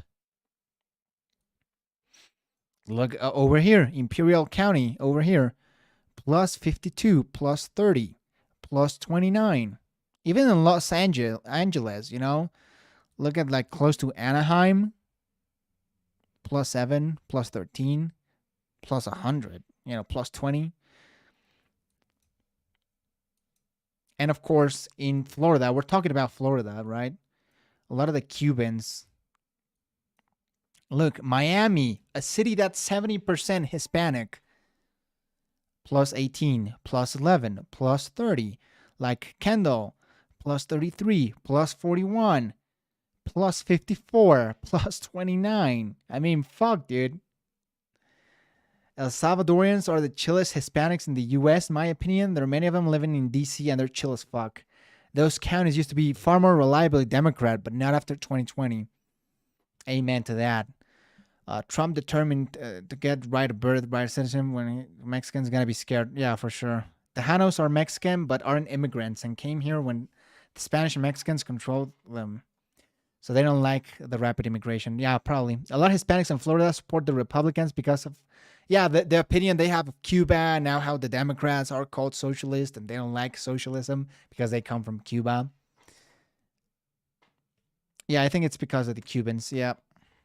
I mean, the Cubans are cool. I have no beef with them. This new land. It was already populated. Just bring in rich Spaniards to control the new estates, mines, and plantations while the locals work for you. Makes that one person rich, but countrywide it is a great way to ensure your nation will be poor. And surprise, they remained poor, at least compared to the northern USA. So how do the two groups stay together if they didn't share a language or culture? Duh, Catholicism. Anytime a colony is made, it tends to be almost a caricature of we watched the video on Quebec. The features of the mother colony, and the feature the Spanish chose was religion. The Catholic Church played a major role in Spanishizing Mexico, while also infusing some indigenous elements and joining the two cultures as one. No longer Spanish Great and minds Aztec, think but alike. Mexican. The church played a bigger role as a local unifier than a king an ocean away ever could. So when it came time for independence, they didn't know which way to go. Instability, corruption, and war after civil war, starting with losing half their land to the United States 20 years after independence. Mexico was very shaky. The church and military held most of Mexico's power, leading to one day a united South and Central American Union. That'd be cool, but we fucking hate each other. So unfortunately, I don't think that's gonna happen. But it'd be so cool to go to Colombia and there's no need for a visa or something like that. To a war attempting to eliminate their rule. Immediately after that, a French intervention and dictatorship after. Yo! Where are you? Where are you, Fritos? You fucking love the second Mexican Empire. When the dictatorship ended, another civil war leading to a new constitution. So we were fucked, basically. What he's trying to say, we were fucked. Even though there haven't been any major civil wars since then, instability, corruption, and social inequality still plagues the nation. The wealthy, hyper-Catholic colonization of Mexico stunted its growth while also destroying native growth. 2-for-1 deal. But how will Mexico face off against the future? Mexico is the most populated Spanish country on earth with just about 130 million people, and the population is fairly young too, the average Mexican being just below 28 years old. In a decade or two, this will mean Maximilian I was a great leader. I don't know about that, man. He was pretty weak. He had a fairly weak character that the French at the end of the day used to manipulate him. He had great ambitions and he was pretty good as a human being. His character as a human being was pretty good. I don't think he was necessarily the greatest leader, but he was a noble man. Definitely a lot more noble than some of the Mexican leadership. In your opinion, who was the worst leader in Mexican history? Fuck. Interesting question. Who was the worst? If we look at the entire history, I would have to look at Santa Anna and how he mismanaged the Mexican-American War. Of course, the loss of that territory. And even before that, he was a very corrupted individual. He was president like 10 plus times. Just a really, really bad leader, who flip-flopped a lot. If we're looking at recent history, there's a guy, his name is... I don't know what his full name is. President Portillo. And he just ruined the Mexican economy. He privatized. He made public the banking system, and that completely wrecked the economy. And that actually prevented us to develop really quick. So I think those two. As a Latino, I hate Santana. Yeah, same, bro. Santana and Benito Juarez were pretty bad. I don't know about that, man. I think Juarez was kind of chill. I find it weird how there were so many black Americans living in Mexico, though I guess black Americans love Mexican chicks. Amen to that, bro. Vietnamese, Asians, and Cuban Hispanics are the biggest non-white Republican supporters by proportion. That's interesting, especially because they're coming from socialist countries. Yeah, Benito Juarez, I think he's overrated for sure. but I don't think he's bad. Like he did a lot of good stuff. millions of Mexicans in their 30s and 40s, aka the money-making stage of life, which will dramatically increase the standard of living. Here's an interesting one. For non-American, non-white people, we think Mexicans and other Hispanics are also white. Same. In the nation. The population will then grow to around 157 million by 2060 and then slowly fall back down to 140 million by 2100, meaning Mexico is almost already at its full population. This means there won't be too much stress on the population to accommodate new people into the Mexican system like there was in the past. 40 years ago, Mexican's population was half of what it is today, and 60 years ago, it was a quarter. The stress put on the country was enough for many millions to pack up and leave for a better life, mainly to the US, growing rapidly. Juarez nearly sold Mexican sovereignty to the U.S. and it all didn't happen because the U.S. Congress didn't ratify it. I think I know what you're talking about, but you gotta understand that the timing. He fought the Reform War, which was like a civil war, and then the French invaded, and a few decades before that, we had the Mexican-American War. So we had like a very rough 30-year period of time right there. So I don't know, like, wasn't there Mexican Native American wars? Yeah, there were a lot of Mexican Native American wars. A lot. Probably just as much as with the U.S. Rapidly since the 1960s. Not really. Mexico was an African colony. But in the past...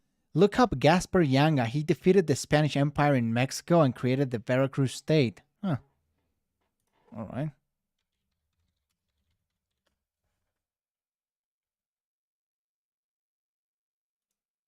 Oh, shit. As an African who led a maroon colony of slaves in the highlands near Veracruz, Mexico, the New Spain, during the early period of Spanish colonial rule. Successfully resisted the Spanish attack on the colony in 1609. The Maroons continued the raids on Spanish settlements. Finally, in 1618, Yanga achieved an agreement with the colonial government for self-rule of the Maroon settlement. It was later called San Lorenzo de los Negros and also San Lorenzo de Cervado.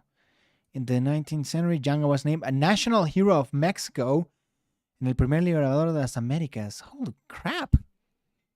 I had no idea, dude. Like, no fucking idea. Yeah, Mexico had a lot of African slaves. Not as many as America or like Brazil, but that's pretty interesting. Worst American president was Andrew Johnson. Probably would agree with that.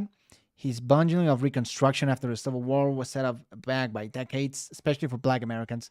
Probably I would agree with that. That number has slowed down, and honestly, I don't know. I don't know a lot about American presidents. I know their names. A lot of them, I like the most important things they did, but probably Andrew Johnson would be in my Mexican list. Population begins to grow slower and slower. That number will likely keep going down. And how is the Mexican system itself? How is their economy? In a word, growing. It is the 15th largest worldwide at 1.15 trillion US dollars. Yeah. But by 2050 could become the 6th or 5th largest economy. Shit. It is firmly an upper middle income economy and has the most complex economy in Latin America. It is a small look at that, agriculture boy. sector at only 4% of its GDP, and a large services sector at around 60%. However, this is usually the most wealthy sector of any economy since it's... I think if it weren't for the violence, a lot of people wouldn't immigrate to the U.S. as much as they do, you know? It's just violence that really makes living in Mexico a scary place. But it's actually really nice, especially when you get to a sort of middle class to upper middle class income, you know? Actually, that's false. America only had 3% of African slaves from Africa.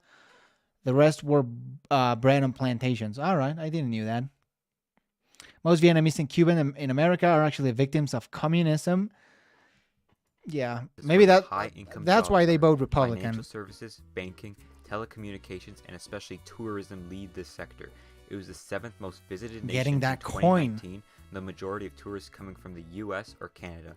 Coincidentally, it also has the 7th most amount of UNESCO heritage sites, warm beaches, plenty of cultural festivals, and a mix of Spanish and native cultures make it very attractive to tourists. But what is really pulling Mexico ahead is its industry, making 33% of its economy. Both free trade between North America and investment by Japan and South Korea have made industry in Mexico boom. The two main Yeah, I don't know if you guys know this, but in Mexico, we have like very high regard for Japan. You know, they are homies. They are like, yeah, they're homies. We're chill with them. Considering a lot of the language and culture comes from Spanish colonialism and settlement, how does Mexico connect and feel about its native pre-colonial civilization? That's an interesting question, actually. I think because of a lot of Mexicans, like their ancestry comes from a lot of native backgrounds, they just feel very connected with them. And even though we practice mostly Spanish culture, there's still a lot of native traditions that some people practice. Maybe not like if you come to my neighborhood in Mexico City, like you won't find any sort of native traditions, but especially a lot of the rural areas, you can find a lot of people that are very adherent to their native traditions. I think that might be a sort of answer. Another answer would be that the Aztec Empire was pretty big, and people feel proud about that, and it forms like a huge part of our history. I don't know. It depends who you ask. I personally consider myself more of a Spanish Mexican, but a lot of people would say I'm more of a Native American Mexican. I don't know. Basically, if you're not white, you don't benefit from anything in the West. Oh, shit. Pretty much every American agrees that the worst U.S. president was either Andrew Johnson or James Buchanan. Yeah, James Buchanan was also pretty fucking bad. Although some would argue Herbert Hoover, as he bears a lot of the blame for the Great Depression. If you can't ignore the drug cartels, Mexico can be a nice place. Maybe not for Mexican Americans that travel back there. Yeah, well, even then, incomes are lower in Mexico, but prices of rent, food, electricity, amenities in general are pretty cheap. And there's actually a huge fun here in my neighborhood in Mexico City. There's a fuck ton of foreigners that have moved here since the pandemic began because prices are so cheap that they just like it here. So I don't know, maybe. Industries being automobiles. Vietnam is a free market communist American state. Car companies like GM, Ford, and Honda have operated there for years, and Japanese and European car companies have also moved in recently. German. There's a lot of The German electronics industry plants. has blown up in the past decade.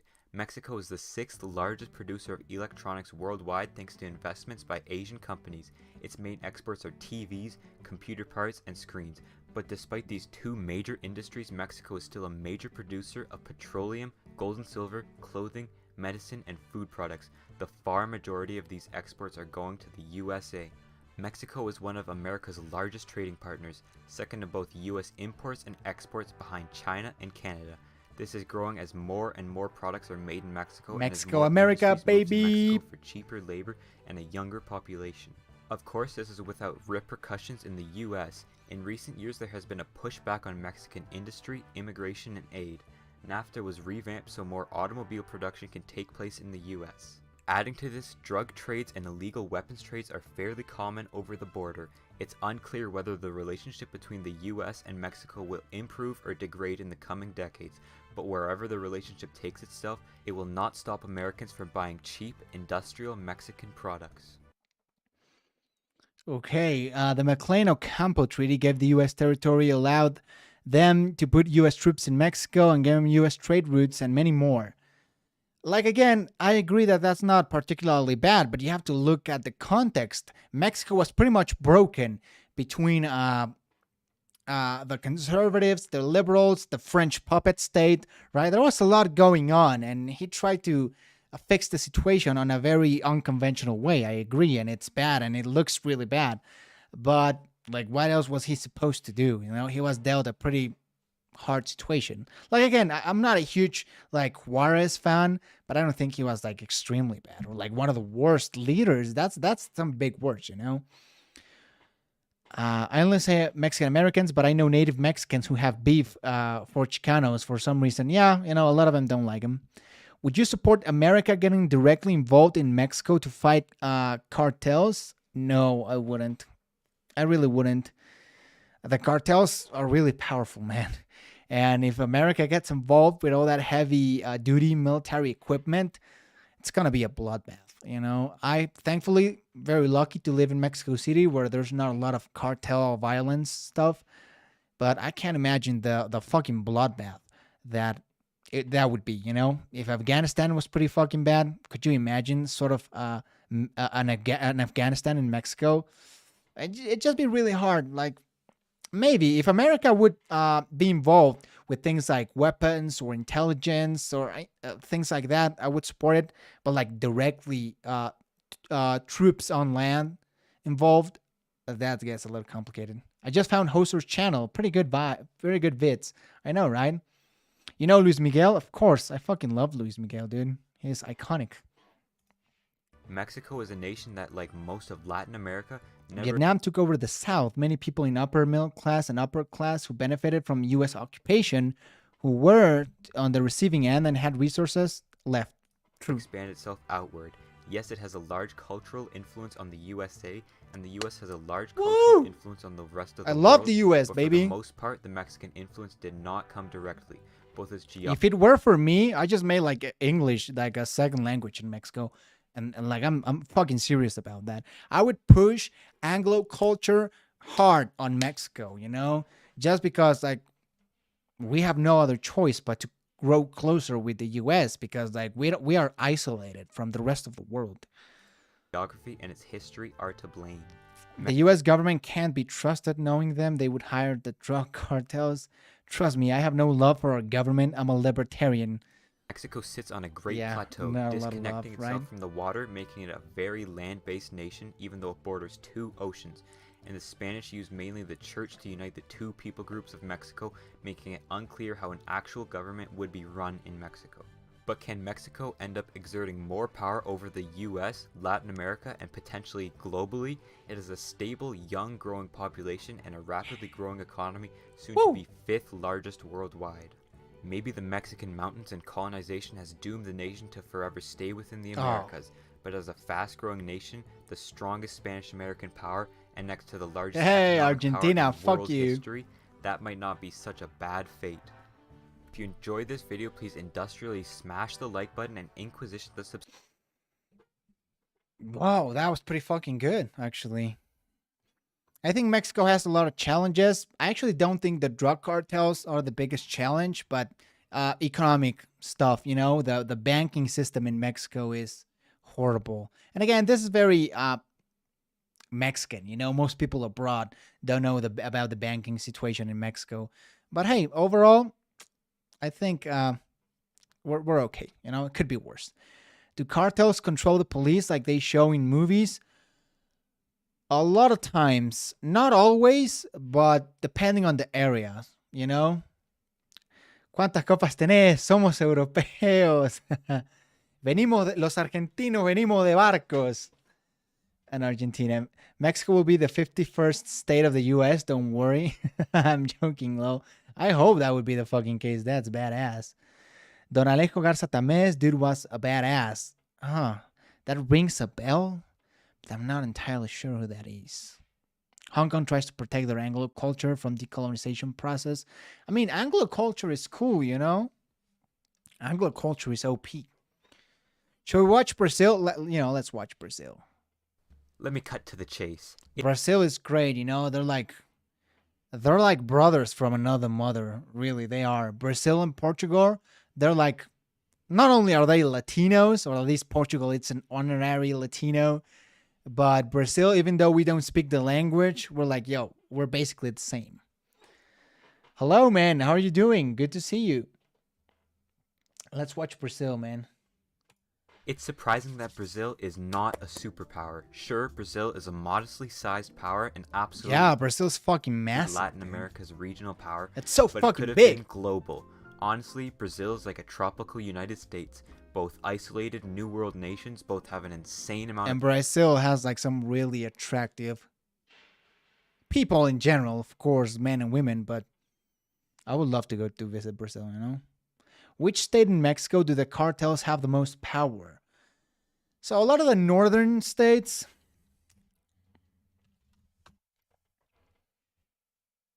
So Sinaloa obviously would come probably as the biggest one. A lot of these, like Sonora, Chihuahua, Tamaulipas would be a big one. You know, this little panhandle state here. I don't know if you guys can see that correctly. There we go. Also, this one, Jalisco, probably a lot of the rural areas are heavily controlled by the cartels. Some of the Pacific coast here have pretty bad cartel control.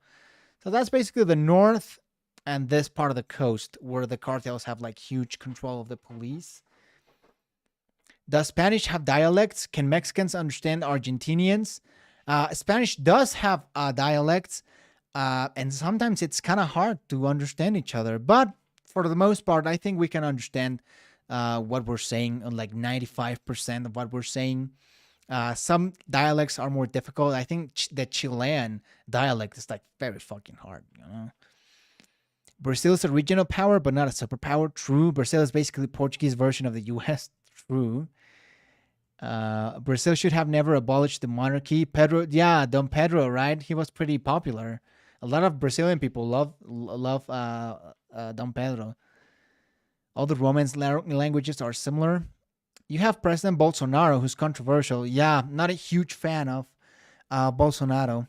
How accurate is Narcos in Mexican society? Are you talking about like the Narcos Netflix show? Because it's pretty accurate, you know? It's like pretty fucking accurate, unfortunately. Territory and a huge amount of farmland. The United States was able to use that position and size to spread its influence to every country on Earth. Brazil? Not so much. It's a bit of a meme that Brazil is the country of the future and always will be, but never ends up that country. I mean, Brazil has a lot going for it. Great position, huge size, and... My ex-boyfriend is from Brazil. He wants them to return to being a monarchy. He's fed up with the corruption in the government. I mean, just imagine how bad, you know, Dilma Rousseff, Lula da Silva, and many of the other presidents have been either arrested or charged with corruption. It's worse than in Mexico, and that's a very low bar, you know, to surpass. You know, when your country's more corrupt than fucking Mexico. Yeah, the show Netflix. The Narcos from Netflix. It's pretty accurate. You know, like almost like probably like 80+% accurate. Large labor force, but is also rife with corruption, relatively poor, and the Earth's murder capital. Where did it go wrong, and will Brazil ever be the country of the future? Brazil's first fatal flaw is what made it in the first place, its geography. Brazil's geography is big, like really big. It has everything: forest, plains, mountains, rainforest, highlands, and lots of coast. Its first major feature is one you all know, the Amazon. The Amazon rainforest is the largest of its kind. Basically, Brazil is the Russia of South America, right? You can't go to war with Brazil. You can't invade Brazil, right? Like, it's not happening. A girl from Mexico, she looked hella white, and she was telling me how much she hated Mexican Americans and white people. I think a lot of Mexicans see white people from Mexico and white people from the U.S. differently, but I don't know. It's kind of weird. The monarchy can be better than democracy depending upon the leader. True. When it comes to dialects and accents, I sometimes can't understand our Northern English friends. Oh, the Scottish? Dude, I know, right? The Scottish accent is just so fucking hard. I can't understand Scottish, you know?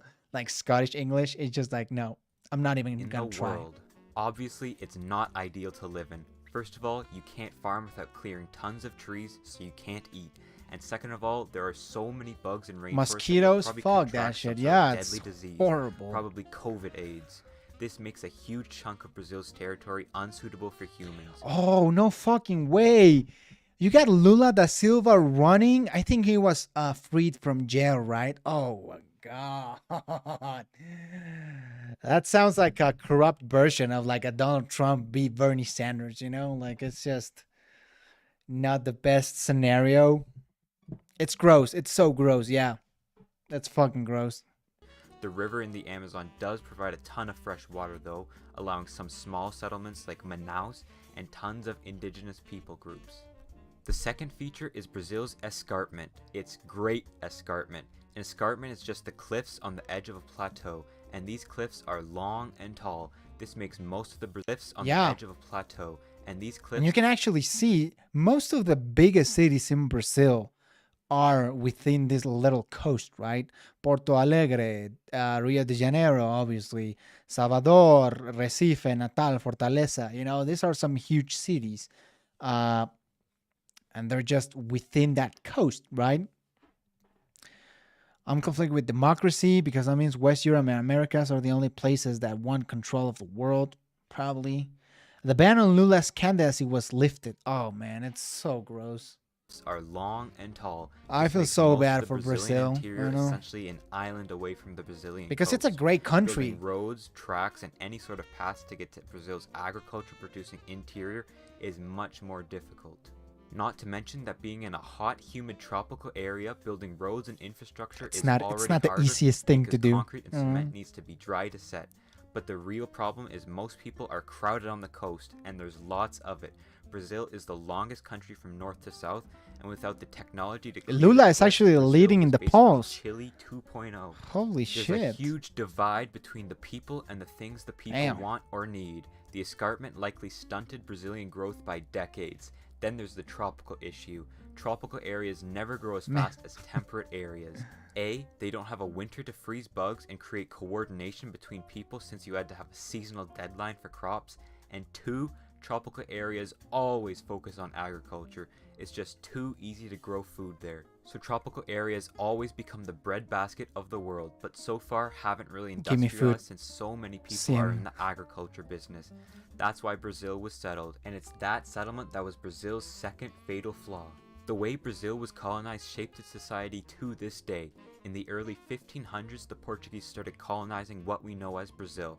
At the time, there were around 2 million indigenous Brazilians. However, unlike Mesoamerican and the Andean civilizations, there were no cities or... Wait, a community? Holy, wait, I have to see that.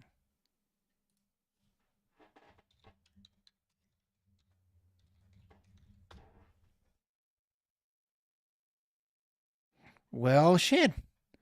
Would you look at that? Damn. We live in a pretty strange world. infrastructure. The native Brazilians lived in small villages, mostly tribal, and certainly not under one empire. The Portuguese were using Brazil more as a stop in their African and Indian Sea empires, and It's particularly interesting because Portugal has such a small population, right? What is it, 10, 20 million? While Brazil has over 200 million.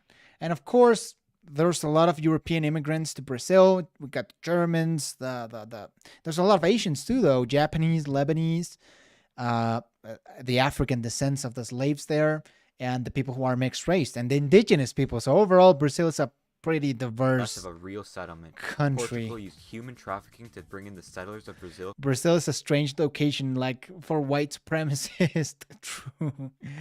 Jimmy Carter talked about how similar their communities are to the American South. Wow, damn. I mean, at the end of the day, Bolsonaro was elected, Anywhere wasn't but he? Portugal.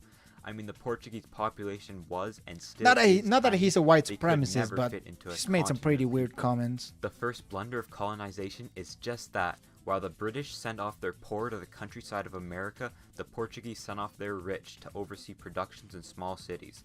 This wealth never left the rich, creating a huge wealth inequality seen to this day, one of the worst on earth. They had fancy estates to live in and yes, lots of money, but how Lots much of cash, infrastructure actually dinero. gets built with private investment? Almost none. It usually goes to some sort of production to which tons went. A lot of Confederates moved to Brazil after the war because slavery was legal. Brazil has the most black people outside of Africa. Wow. He's like extremely right wing, yeah. Brazil became an agricultural hotspot after the Europeans discovered sugar. To It be was the fair, perfect southern climate Brazil to is grow more sugarcane. white than the So like southern many other US. colonists, the Portuguese brought in African slaves.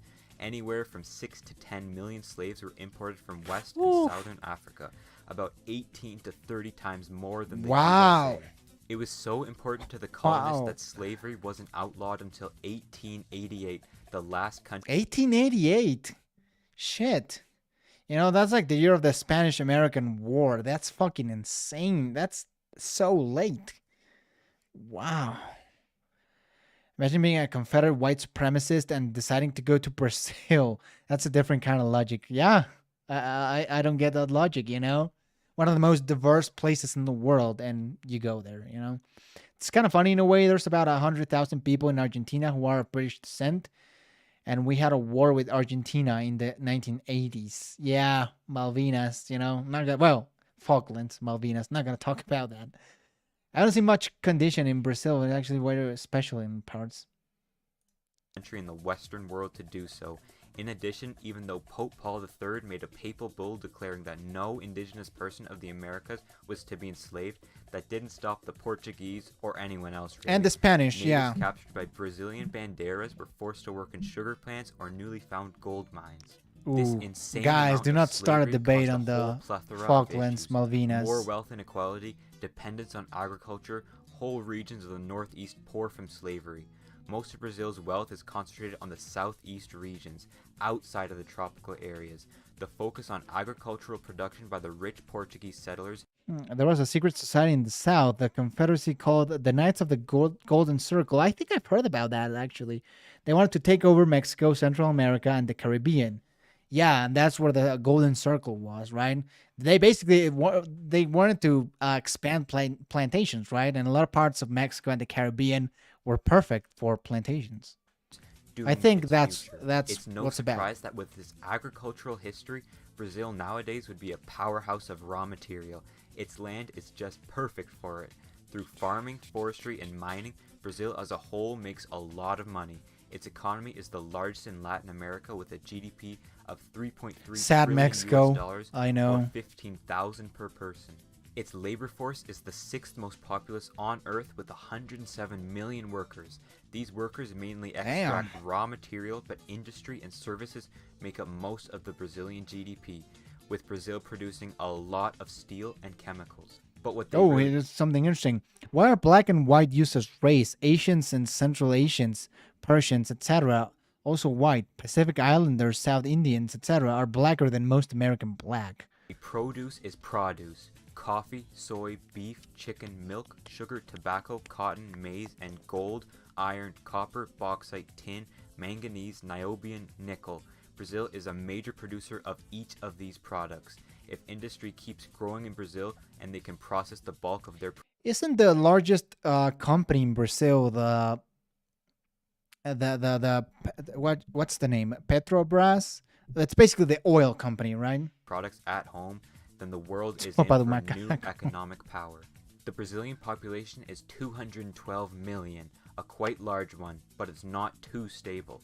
Even though the population has doubled in about 45 years and quadrupled in 70, the population will start to shrink in about 20 years. 30 million more Brazilians will enter the world before 20 the years collapse happens, but it will still hit them hard. They don't have an insane amount of wealth or jobs like Western Europe or Japan to deal with the demographic collapse, so things could get ugly. And areas which saw higher levels of slavery are less well off. For instance, the Northeast has a literacy rate of about 80%, whereas countrywide it is around 90%. But for a middle power, Brazil has had a huge amount of migration to it throughout its history. Southern Europeans, Eastern Europeans, and especially Japanese came to Brazil in huge numbers. Yeah, we were talking about that. But they didn't settle in the countryside, they went to the cities. Brazil is a very urban country with an urbanization rate of around 85%. Wow, that's actually pretty high, 85%. So is it higher than America? Don't Brazil have a large Asian minority? They do. Members of Knights of the Golden Circle included Confederate President Jefferson Davis and John Wilkes Booth. Even famous outlaw Jesse James was a member. Oh, so they're pretty important people. President Jefferson Davis. Wow. So a lot of people supported that. Brazil has a very large, relatively large Asian minority. Brazil's two largest cities, Sao Paulo and Rio Rio. de Janeiro, Ooh, I love in the Rio, southeast. man.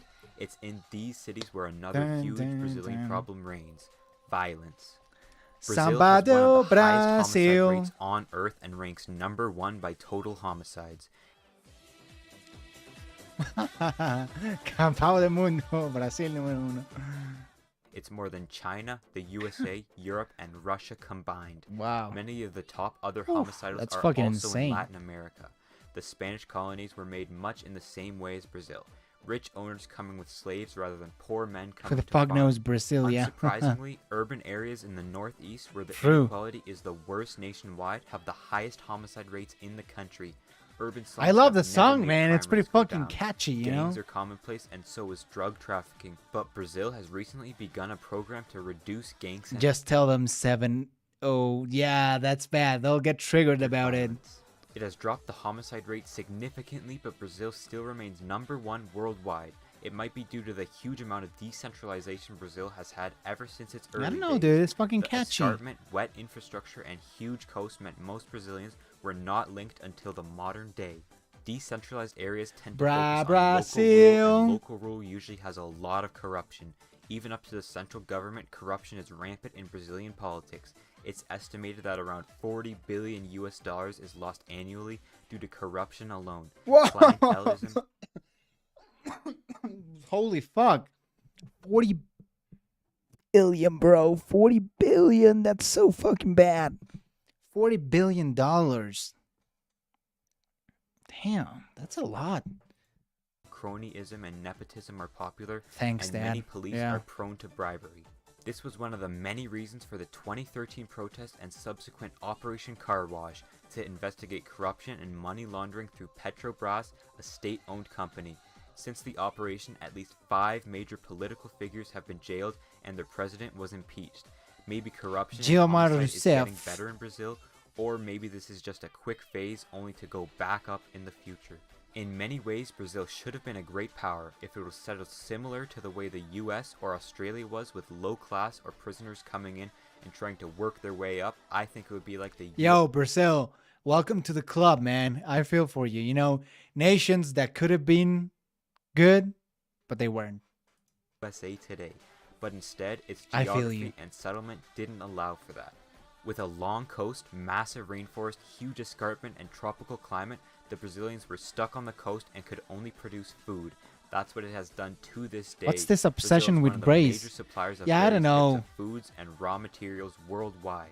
Its I sharp never class understood divide that. between the original rich settlers and overseas slaves created a major wealth inequality today. And these poor Brazilians who reside in urban areas make Yeah. up one of the worst homicide problems on earth. It doesn't help The that the government is favelas. fairly corrupt, stunting major progress to Sup, turn the Chapo? nation How are you around. doing, man? Brazil is the country Good to of see the you. future. So is Brazil in the 1900s, and so will Brazil be in 20 years. With a lackluster industry and a demographic collapse with a fairly poor safety net, Brazil might be screwed. But who knows? Brazil should have always been a superpower. Maybe it will finally become one.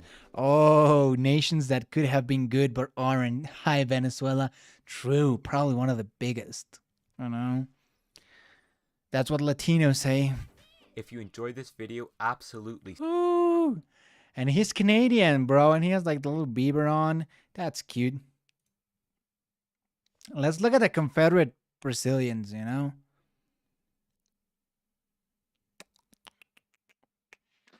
Let's watch a short. Oh, look. Let's look at this one. Brazil Confederates, 1992. Holy fuck.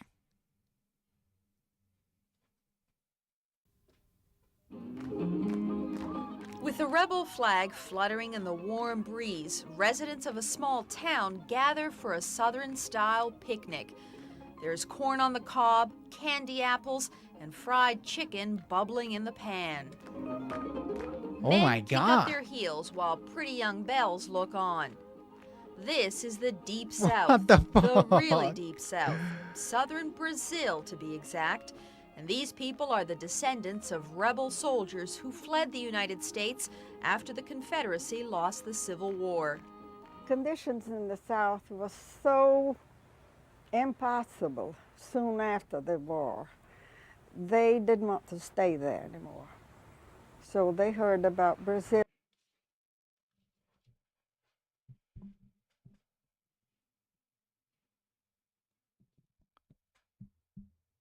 What the fuck are we watching though? Yo, this is legitimately crazy, man. First of all, this lady, was she born in the US? Probably, I mean, she's old, but I don't think she's like Confederate old, obviously. So she was probably born in Brazil, and she speaks like Southern English though. Brazil wanting people who knew how to plant cotton. And so they came. Yikes. More than 5,000. Yikes. Brazil wanted people that knew how to plant cotton. Yo. Suffering through a long sea Yikes. voyage to reach Brazil. Here they founded the town of Americana and started over. They grew cotton, watermelons, and tobacco, but taming the new land was difficult, and so was learning Portuguese. Frustrated and homesick, more than half returned to the States. The descendants of those who stayed turned Americana into a thriving agricultural community, and once a year they celebrate their rebel heritage. Even being born in Brazil, I feel like an American and I'm proud of it. Unlike their parents and grandparents, Yikes. most young people here speak no English and have never set foot in the United States, but they still feel connected to their American ancestors.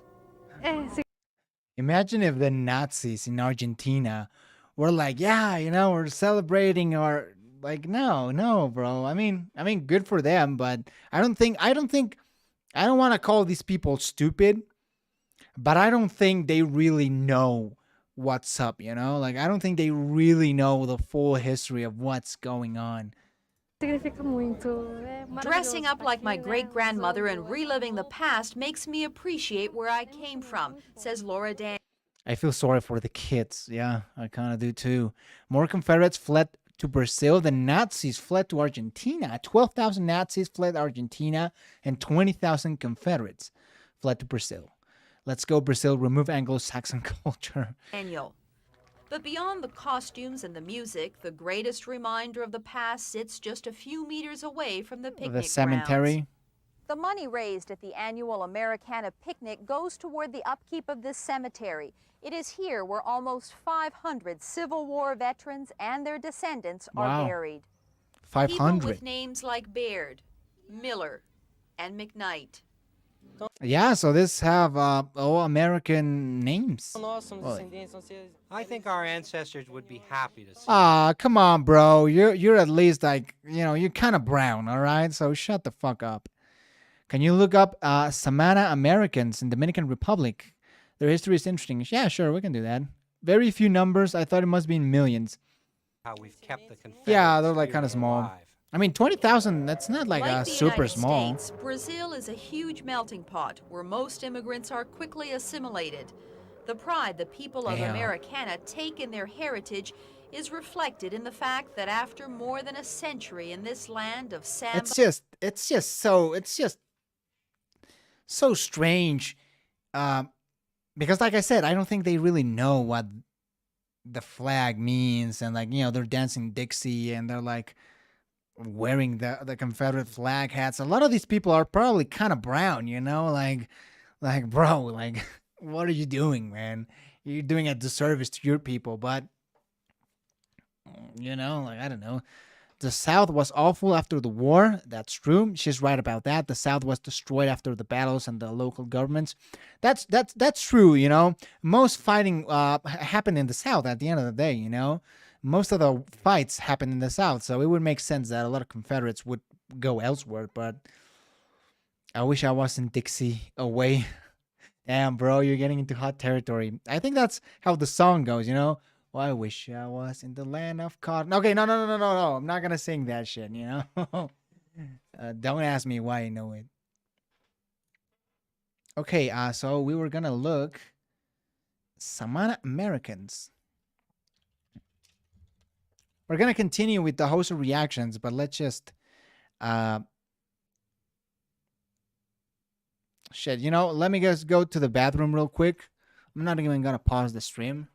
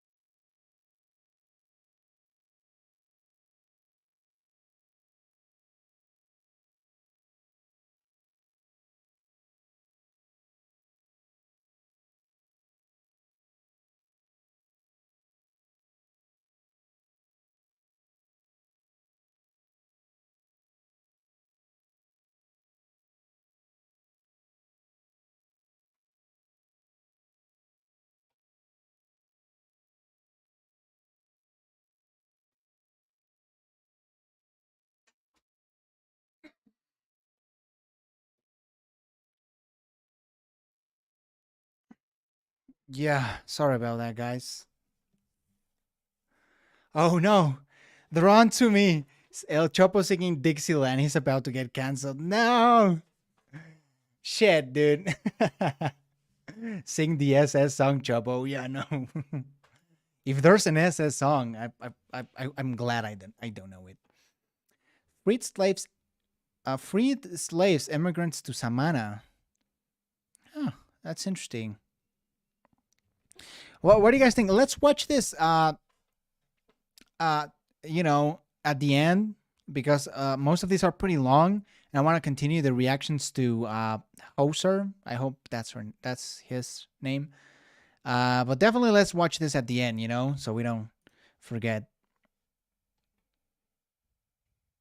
Mexico, the Latin American power.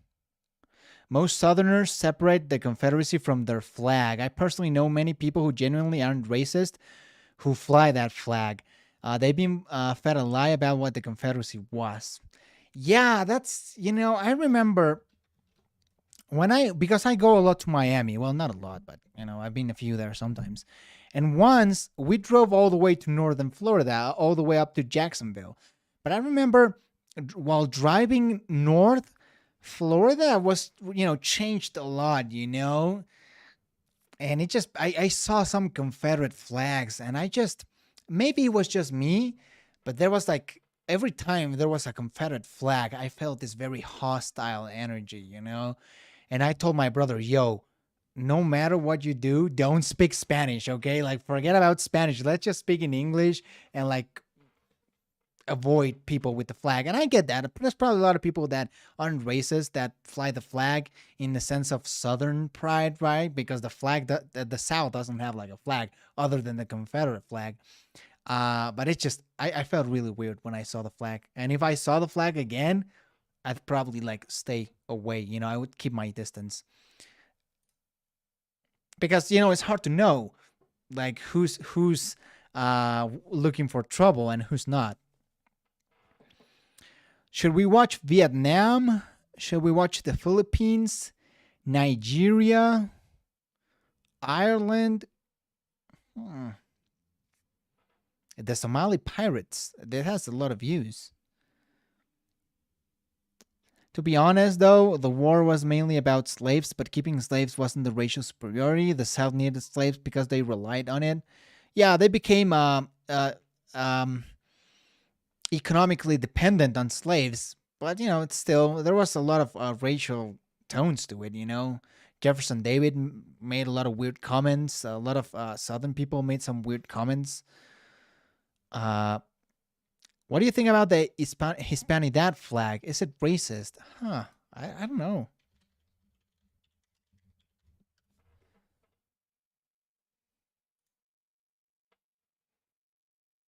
Is this the one? Oh shit, I fucking love this flag. You know, Spanish Empire and the US. What a great mix, you know? Oh, I fucking. But I don't know, maybe is this racist? I don't think so. Never heard anything about that. Bandera de la raza. Well, yeah, if we're talking about, you know, la raza people, that's probably a little bit racist.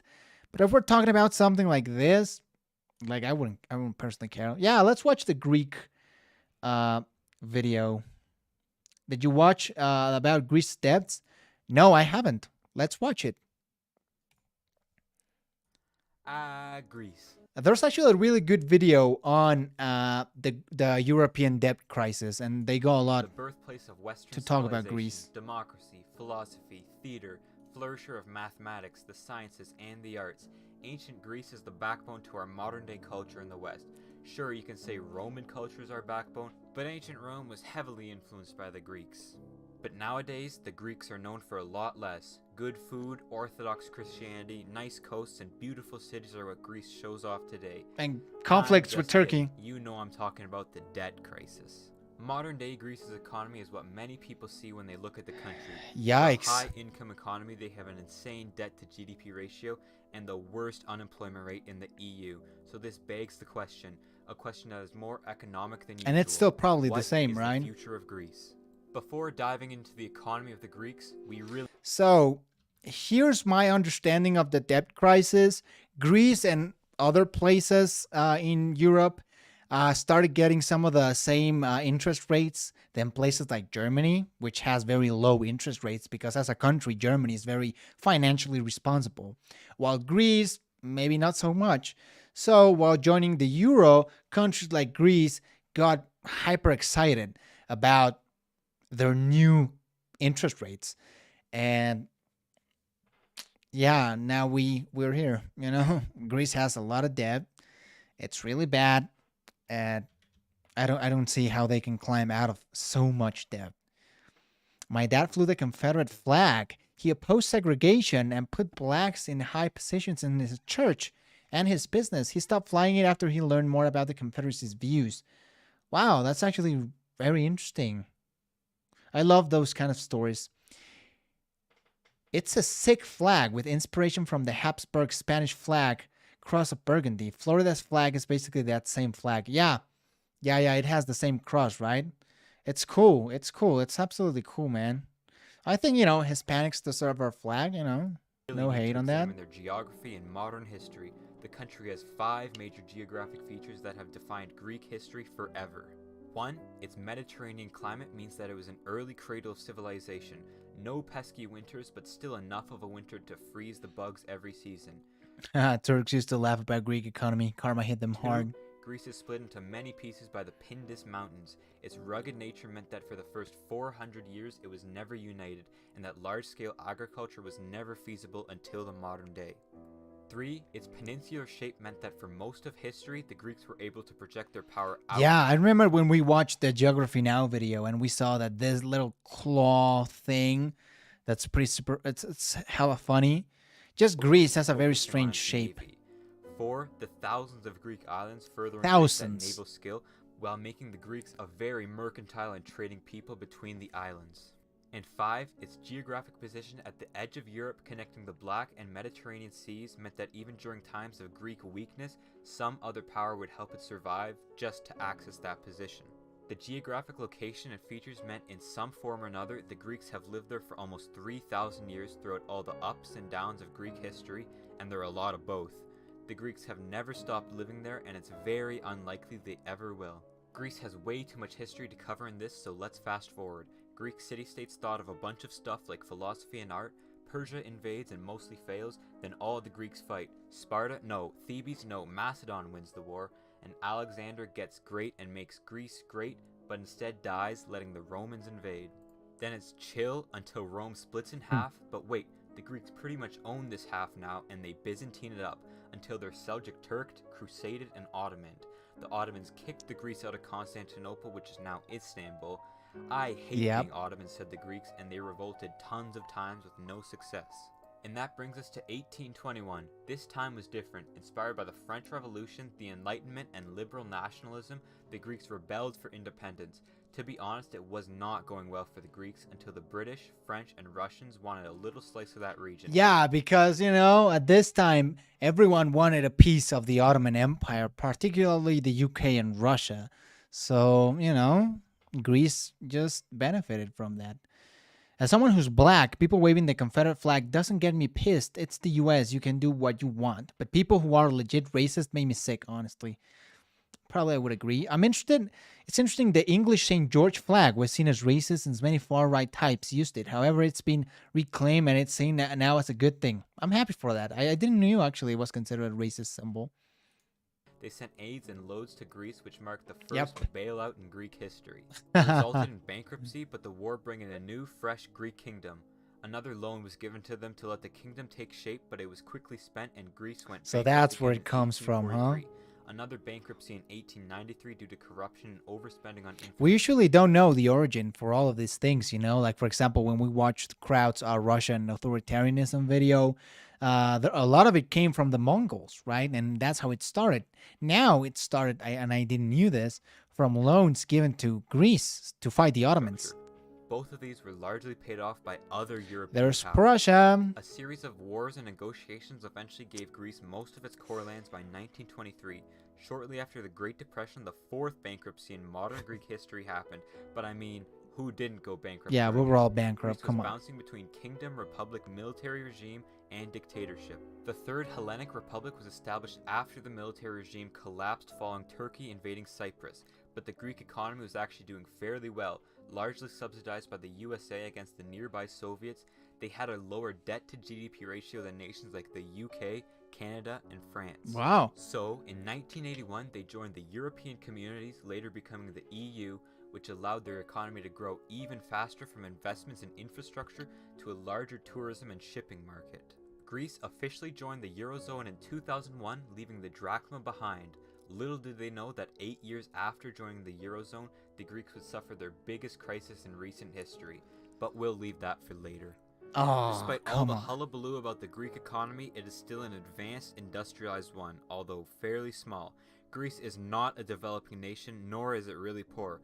Of course, recent years have questioned this, but realistically, Greece is still a high-income nation. It's Yeah. the richest state in the Balkans, richer than all of the other countries put together, and a top investor in states like Albania, Macedonia, Bulgaria, and Romania. How is the economy structured, however? 3% of GDP is made up of agriculture. Wide-scaled agriculture is hard to pull off in Greece just due to the ruggedness. Yeah, I mean, can you blame them? Of course not. You know, it's bad in Greece when a racist neo-Nazi party rises up and becomes the third most popular. Look up the Golden Dawn party. Holy shit. Nazis in Greece? That's pretty interesting. Damn. The Progressive Golden Dawn is a banned far-right ultra-nationalist political party in Greece. Golden Dawn rose to prominence during Greece's financial crisis of 2009, of course, becoming the third most popular party in the Greek parliament. Holy crap. Its support has since plunged, and it failed to enter parliament in 2019 election. Well, the criminal trial against the leaders frequently described as the largest Nazi trial since Nuremberg. Wow. Holy crap. They made a sick song. Sick in a good or a bad way, you know? This climate of wildly different elevations, pockets of different temperatures, humidities, and soil type, and the thousands of islands, many having a different microclimate, allows the growing of specialty crops. Besides staple grains, Greece is a huge producer of olives, peaches, grapes, oranges, and watermelons. 12% of the economy is from industry, with mines in the mountainous north building infrastructure and ports on the coast. Greece has plenty of metallic raw material, but with a small population and diverse geographies, it meant economies of scale never worked. Yeah, Traditional exactly. Greek industry like textiles are now outsourced, meaning the manufacturing industry couldn't really take off. Its main industrial products are cement, pharmaceuticals, rebar, soft drinks, and cheese. That leaves 85% of the Greek economy to the service sector. Many industries such as finance, telecommunications, cuisine, education, and especially Finance, healthcare that's are common. funny. In fact, Greece has the highest doctor-to-patient ratio out of anywhere in the EU. But there are two major industries in Greece's service selection: shipping and tourism. The Greeks' mercantile nature still hasn't run out. The Greeks play the role of the middleman in international shipping. Their proximity to Europe, the Middle East, the Suez Canal, and the Black Sea means there's a lot of potential. Yeah, players. and Greece basically owns a lot of the Mediterranean, particularly this part. And remember, a lot of the ships going from the Suez Canal to Europe pretty much have to go through Greece. Work with. The Greeks even have the largest merchant navy out of anywhere on Earth, even beating the US, UK, China, and Japan, punching far above its size. It accounts for over 15% of the entire world's deadweight tonnage. If you want something shipped, the Greeks will be happy to do it for you. Tourism in Greece is big, like 20.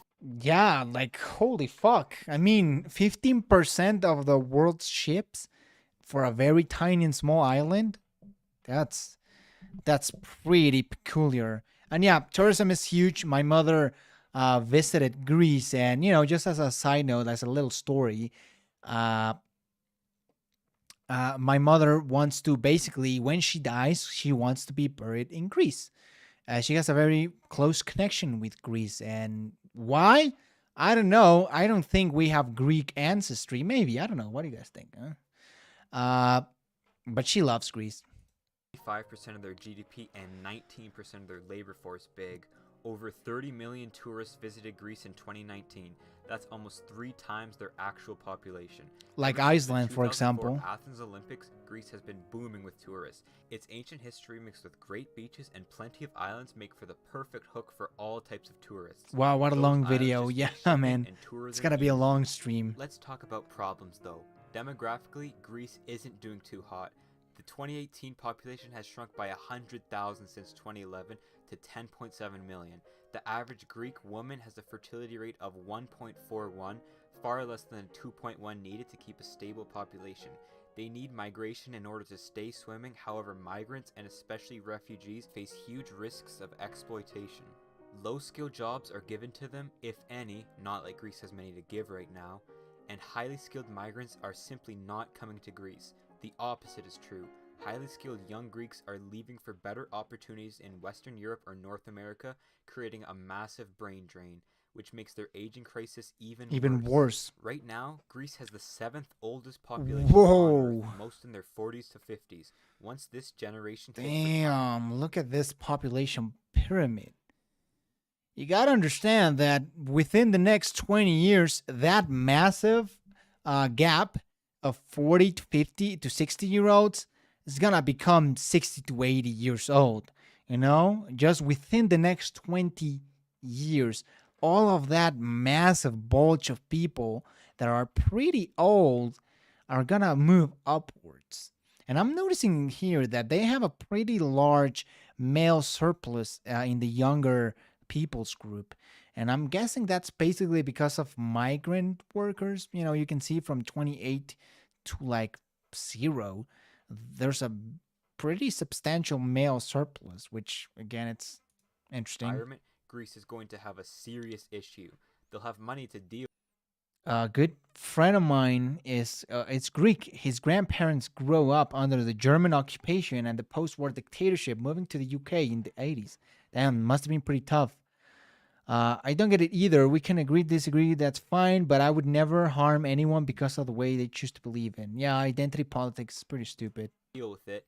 That's one of the things I dislike about America the most, you know? It just isn't their own money, which leads us to the reason you probably clicked on this video. The debt crisis. Holy shit.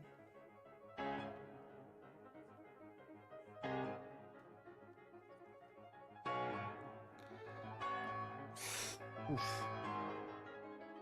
Oh my god, what the fuck was that?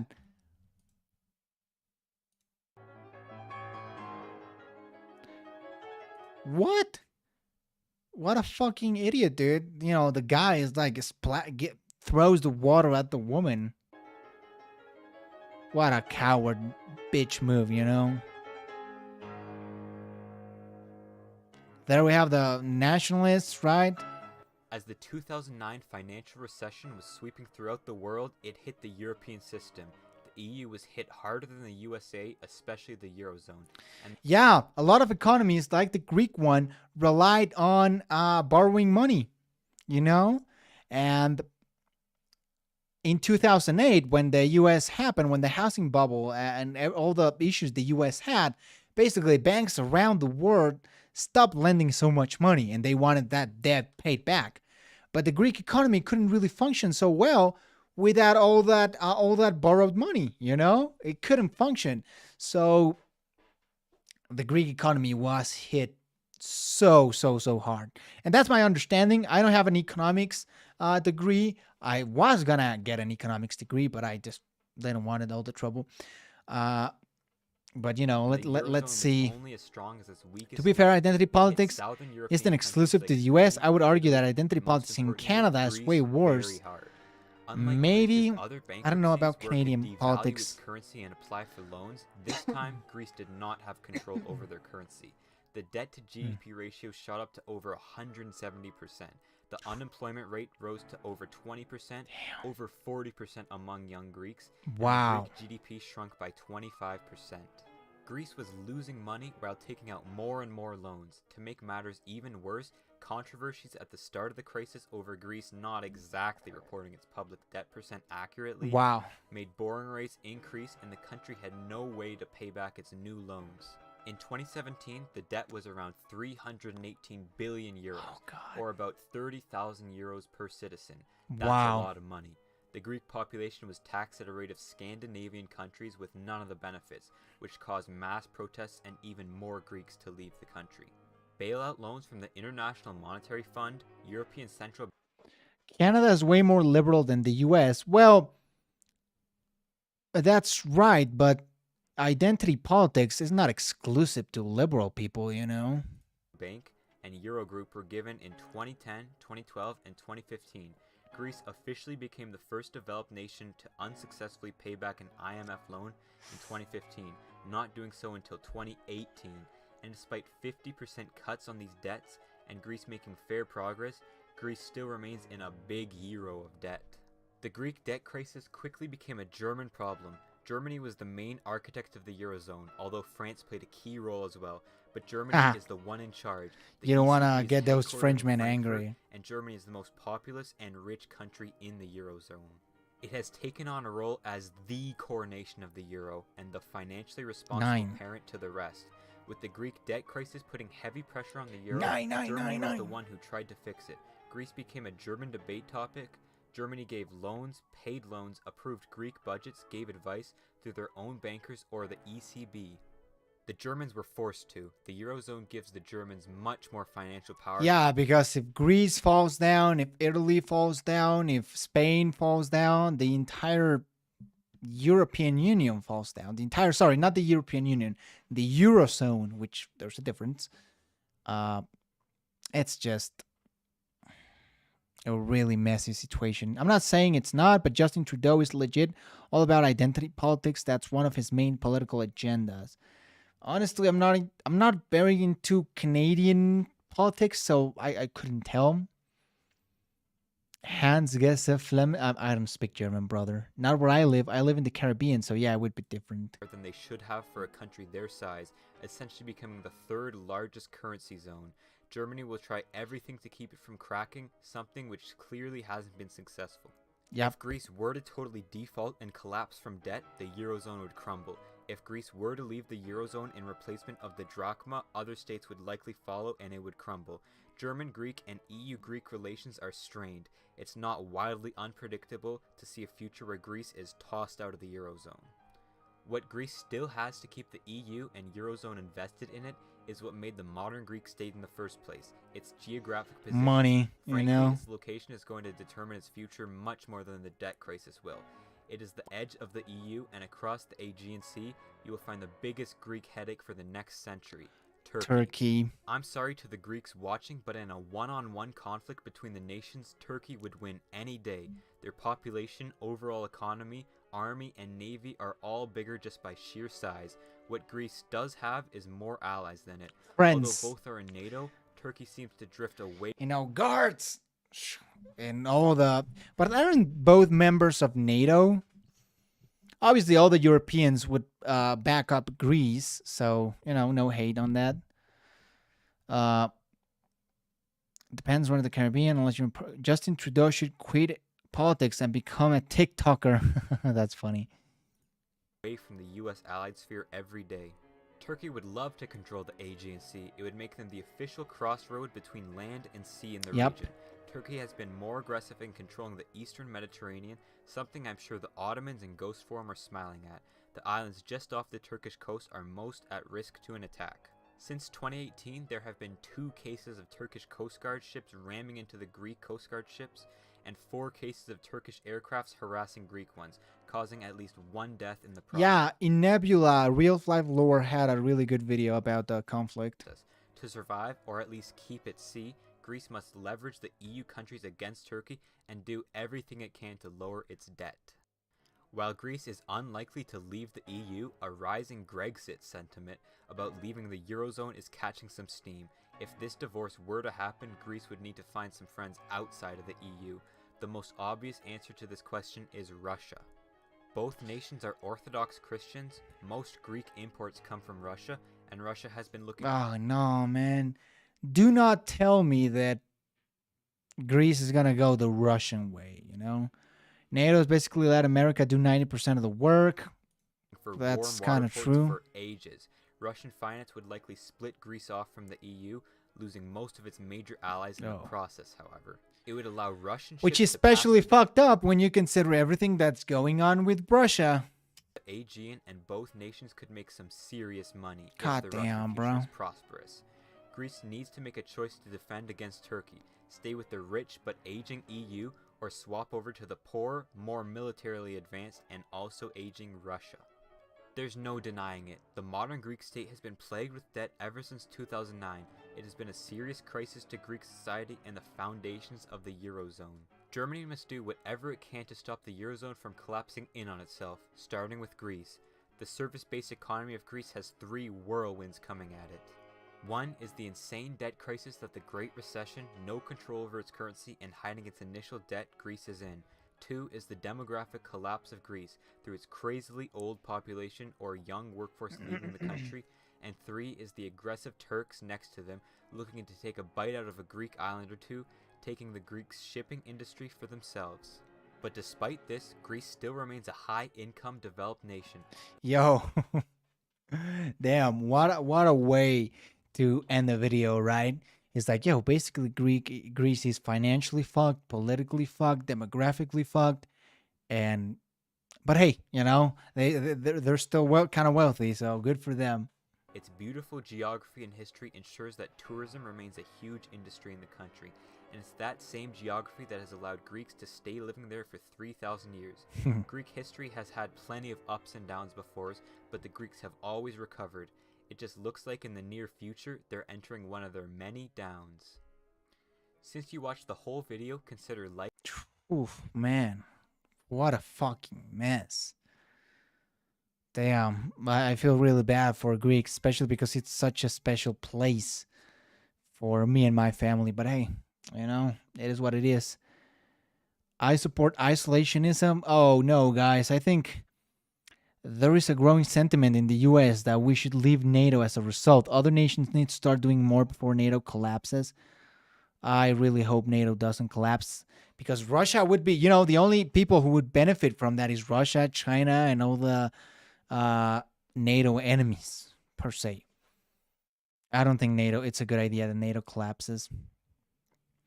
I think a lot more people across Europe are becoming anti-European Union. In the UK, it's pro-European people and anti-European Union, which is a kind of a weird mix, right? Pro-European people, whatever that means, right? And anti-European Union. Well, Brexit already happened, right? So it's kind of like whatever. The EU as a whole can fight off Russia. Probably, but you know, as a Black American though, when I'm around Caribbeans, I always feel like I'm around family. It's weird. LOL. Do you guys want to watch one more? And we want to watch the Samana Americans, which I'm guessing it's African Americans who fled to the Dominican Republic. But let's watch another one. Let's watch a shorter one.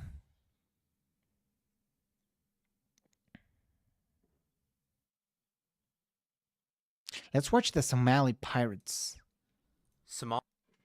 EU has a capable military, and the unity to fend off Russia. The only thing Russia has over EU is nuclear bombs, which, I mean, that's kind of a big deal, isn't it? Nuclear weapons, you know, that's kind of the end game, and that's why the US, I think, should remain in NATO, but can't vote in America, so what do I know? Somalia is almost the definition of a failed state. Yeah, Somali pirates. That's a very... I've watched multiple clips Civil War, which of has Somali been going pirates. On since 1991, has defined its modern history. The war has caused about 400,000 casualties and displaced over 1 million Somalis. From 1991 to 2012, Somalia essentially just did not have a government, other than local ones which sprang up and died back down. The governmental breakdown has affected all parts of Somali life. Military, education, healthcare, resources, and labor were all greatly reduced. Yet in the West, there's one thing we remember from this war, the most infamous part of the war, the Somali pirates. Look at me, sure. I'm the boss Look now. at me, sure. I'm the captain now. I'm the captain Peaking now. in 2009, that's right, a year in the 21st century, were Somali pirates attacking and taking mega ships for ransom. How and why did little speedboats take down mega ships, and why has it more or less stopped nowadays if the Civil War is still I wonder if there are any Mexican interest in joining NATO. I think there's been actually debate over this, but at the end of the day, Mexico, you can view it sort of Switzerland in that it's in our constitution to be neutral. So even if we wanted to, joining NATO would be unconstitutional, which wouldn't be a popular move, you know? So I think most people just want to be neutral. However, I think most people would consider themselves NATO allies, and I think we're overall a NATO allied nation, but I don't think we're joining NATO anytime soon. raging on? Which is unfortunate. I would fucking love to join NATO, you know? Look at Somalia's And bomb the geography. shit out of Even though it Russia. shares long borders with Ethiopia Sorry, and Russia. Kenya, its longest border is with the ocean. Its sea borders are larger than its land borders by over 1,000 kilometers. That is prime for creating Sheesh. an ocean-based Wow. civilization. Add in that only 1.6% of Somaliland is arable and only 0.04% of land is used for permanent crops, and you have a region that relies on fish. Insane rains in the south and desert-like conditions in the north prevent Somalis from growing enough food, so it's either fish or imports on the Somali menu. Now look at Somalia's modern history. During the scramble for Africa, the region we know as Somalia was divided Italians between the Italians and the British. in this small northern territory. Through this period, many resistance And I forces think that's one of the causes of the conflict, right? That split, that exact same split. certain global wars caused instability, especially in the Italian portion throughout World War II. The Italians be like, Britain yep, seized both territories that's and us. released them on July 1st, 1960, after long-time Somali unrest. Somalia was now free as its own nation. It's although crazy to think that a country as broken as Somalia, the northern states have formed Somaliland, which is a semi-functional democracy that actually holds fair elections. That's British true. areas It is in the actually north were pretty more interesting. Developed, fertile, and stable than the rest of it. They did the classic new country things: make a constitutional referendum, have a large part of the nation reject it, shoot your president dead, and have a military coup d'état. The new man in charge, Siad Barre, a military leader who had certain. Wait. The new man in charge, Siad Barre. What? What the fuck, dude? Come on.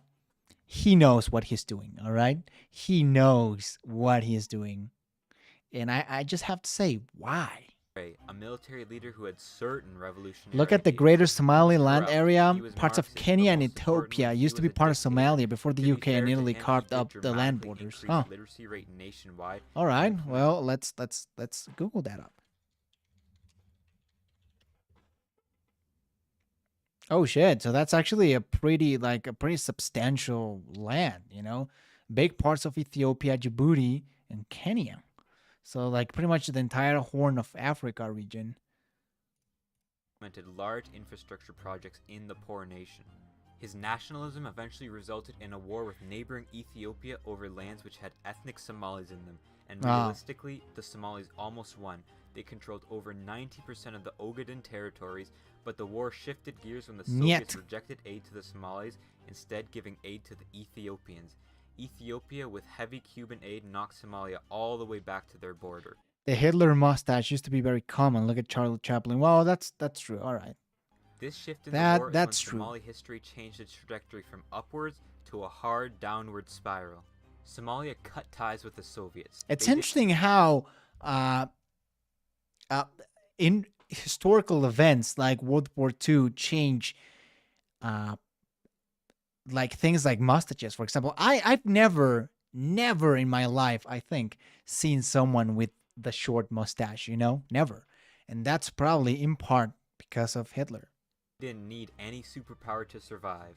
Rebellions aided by the Ethiopians popped up all over Somalia, and in Which is response, sad because, you Barre's know, the government mustache became is even badass. more authoritarian.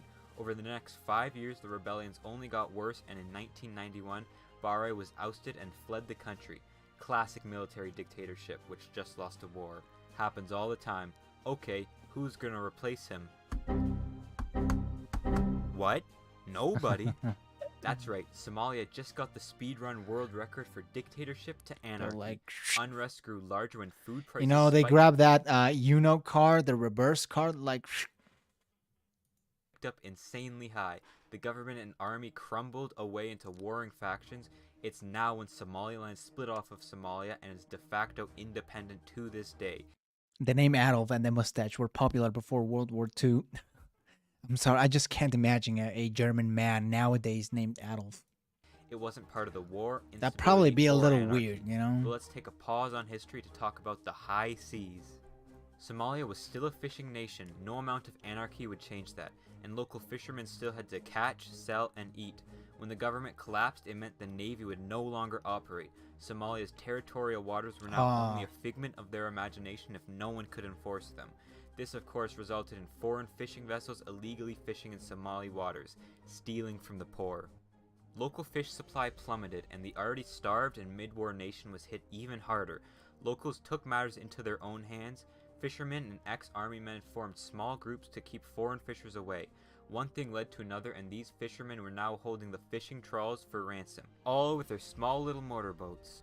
Word spread around the Somali coast of a new business that could make the poorest people on Earth Piracy. rich. But they now had their eyes on something even bigger: commercial ships. Young pirates, mostly from the south, would go out early in the morning on their speedboats, tracking commercial ships with GPS devices. They would follow. It's funny because Charlie Chaplin was accused of having pro-communist sympathies. That's very interesting, which is ironic with itself because Hitler wasn't even German, he was Austrian, which basically the same thing. Well, them for hours, sometimes far into the Indian depending Ocean. on Once at the ship, they would shoot at it with rocket-propelled grenades or firearms until they're close enough to climb on it with a ladder. From there, it's pretty easy to take control of the ship if you have AK-47s and the merchants don't. The crew would be held hostage while the Somalis got in touch with the organization or government's military to request a ransom. In the majority of cases, the ransom was paid and the crew was released, the average time being 45 days later. This method Whoa. Imagine being 45 days kidnapped by 45. I mean, it's just insane. Gotta feel bad for the crew. Popularity between 2005 and 2012, where since then only 5 attacks have been reported. Cargo ships, fishing vessels, and cruise ships were all targeted off the Somali coast. A stock market even grew out of the piracy business, with wealthy investors buying and selling shares of pirate missions in the town of Hared here. The first commercial ship to be caught in this mess was Holy shit, it's an entire economy, dude. MS Feisty Gas, a petroleum gas tanker, and the first casualty was on the Taiwanese FV Qingfang Hua 168, where the ship's owners failed to meet ransom demands. Luckily, only 1 out of 15 crew members were killed. Piracy cost the world about $7 billion annually due to global trade losses and ransom fees, upwards of $2 million in cash. But this does not fly, not at all, says every nation who trades. The Red Sea trade route is one of the most used in the world, being the link between Europe and Asia, but still everywhere on Earth was affected by these trade disruptions, especially Egypt since the Suez Canal is near. It was time to stop this foolishness. Combined Task Force 150 and 151, led by the USA and 32 other nations, started a mission to combat piracy in the region, based out of the US Navy base in Bahrain. In fact, China's only overseas naval base is in Djibouti to deal with these unstable waters, but legally they weren't allowed to actually enter Somali waters and do anything about the attacks. So, the UN Security Council voted unanimously in 2008 to allow all nations with the consent of the Somali Transitional Government to enter Somali waters and deal with the pirates. The far majority of the pirates got away, however, because if they never shot at their targets, they never technically committed a crime. What these missions did result in is an overall drop in Somali piracy by 2012. 237 hijacks were attempted in 2011, while only 75 were in 2012. It is also likely that the formation of autonomous regions in Puntland and Makir stopped many of the pirates in the north. Looking at neighboring Somaliland, it never had a pirate problem under a stable government. While the civil war is still ongoing, a federal government of Somalia was established in 2012 as well, bringing some form of authority to the now 30 years of anarchy. The latest attacks were in 2017 with 2 unsuccessful attacks, both released with no ransom, and in 2018 with 1 unsuccessful attack. It looks like the pirates might have finally lost. But the US has recently been going through some global mood swings. It doesn't really have the desire or the need to protect the Middle East and surrounding regions anymore. They can power themselves with 100% domestic gas. It's not to say that the whole operation will go south. Many other nations are involved in anti-piracy attacks and regional trade. And of course, it's not just oil going through the region. Ooh. So the US still has some Whataburger. No, this is not Whataburger. This is In-N-Out, right? Oh, it's fucking great. Charlie Chaplin also played Hitler in the 1940 parody film The Great Dictator. I didn't know that, actually. incentive to keep the region safe. Taiwan recently established diplomatic relations with Somaliland. Oh, how cute. The Somali civil war and lack of government has had some fairly major unforeseen effects on the world system. It goes to show how connected humanity is through global trade if some pirates on speedboats can cost $7 billion worldwide and shift geopolitical attention towards the Arabian Sea. The practice only slowed down when major world powers combined naval forces and studied the pirates for 4 years. The pirates created a whole stock market based around ransom, something straight out of the 1700s Caribbean. I just can't believe this. The Civil War nearly finished in the north and a semi-government in place, pirate attacks have practically come to a stop. But with the Civil War still raging on in the south and the US disengaged from the whole region, don't be surprised if the Somali pirates make their triumphant return. If you like this video, hold the like button hostage and I'll Their triumphant return. That's fucking great. That's gotta be the best pirate I've ever seen. They gained something what $7 billion?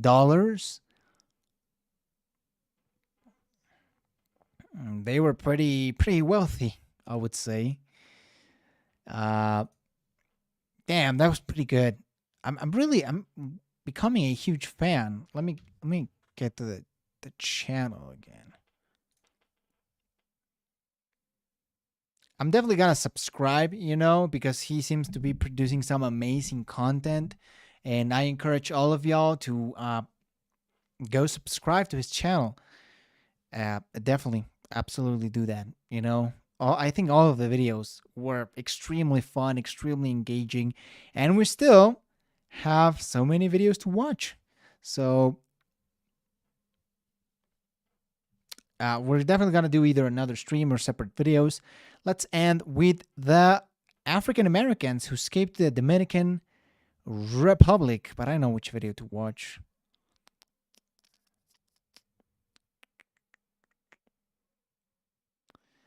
Let's watch this one. This seems to be pretty educational.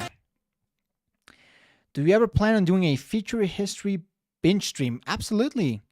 I haven't checked his channel, but it's gonna come eventually, This video. I'm gonna subscribe and add it to my list, and probably the next video should be about feature history. So I keep it in mind. I promise. I take notes of all the... we're talking about the Boer War, the rise of the Mongols, the Kashmir conflict. There are some interesting ones. The Texas Revolution. Oh, shit. He has a video on the Texas Revolution. This is going to be fucking good. Yeah, let's do it. Let's do a binge stream. Ever seen Fire of Learning? No. You guys keep recommending more channels. That's amazing. Oh, no.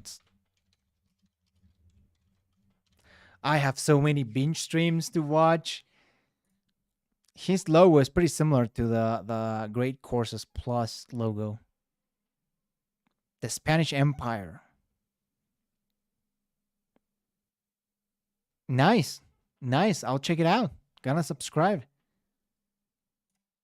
All right, let's watch this video that seems to be pretty interesting.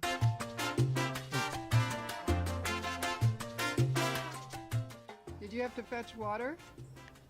We used to pack water. Had no. Fire of Learning is pretty good water as well. Pipes. Yes. We had to pack the water. From the river? Yes, we had the wells with.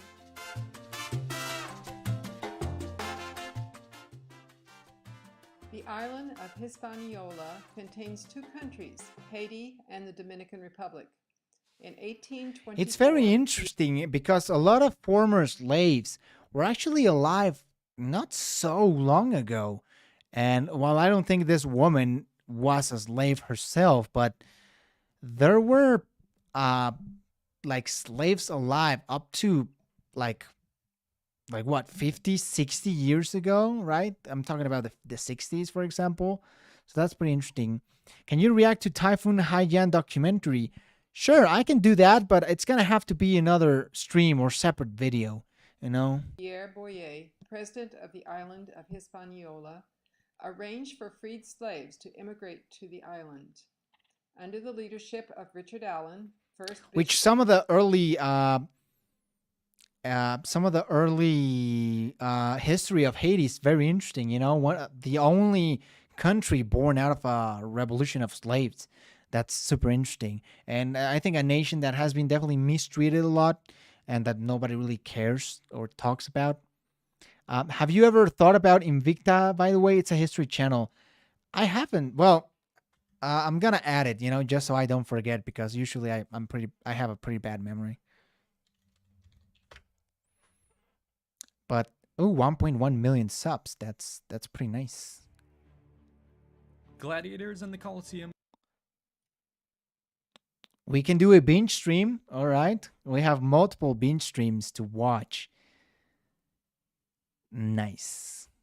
bishop and founder of the Invicta did a video on growing up Aztec. Wow. Definitely going to be checking that out.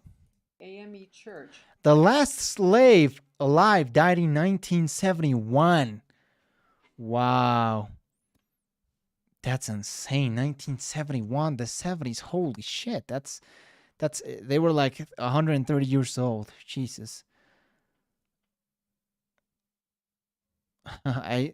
There's actually a small community of free African American slaves that came to Trinidad and Tobago after the American War of 1812, called the Persons Merkins. from Philadelphia, many of whom were involved in shipbuilding, came to Samana in the Dominican Republic.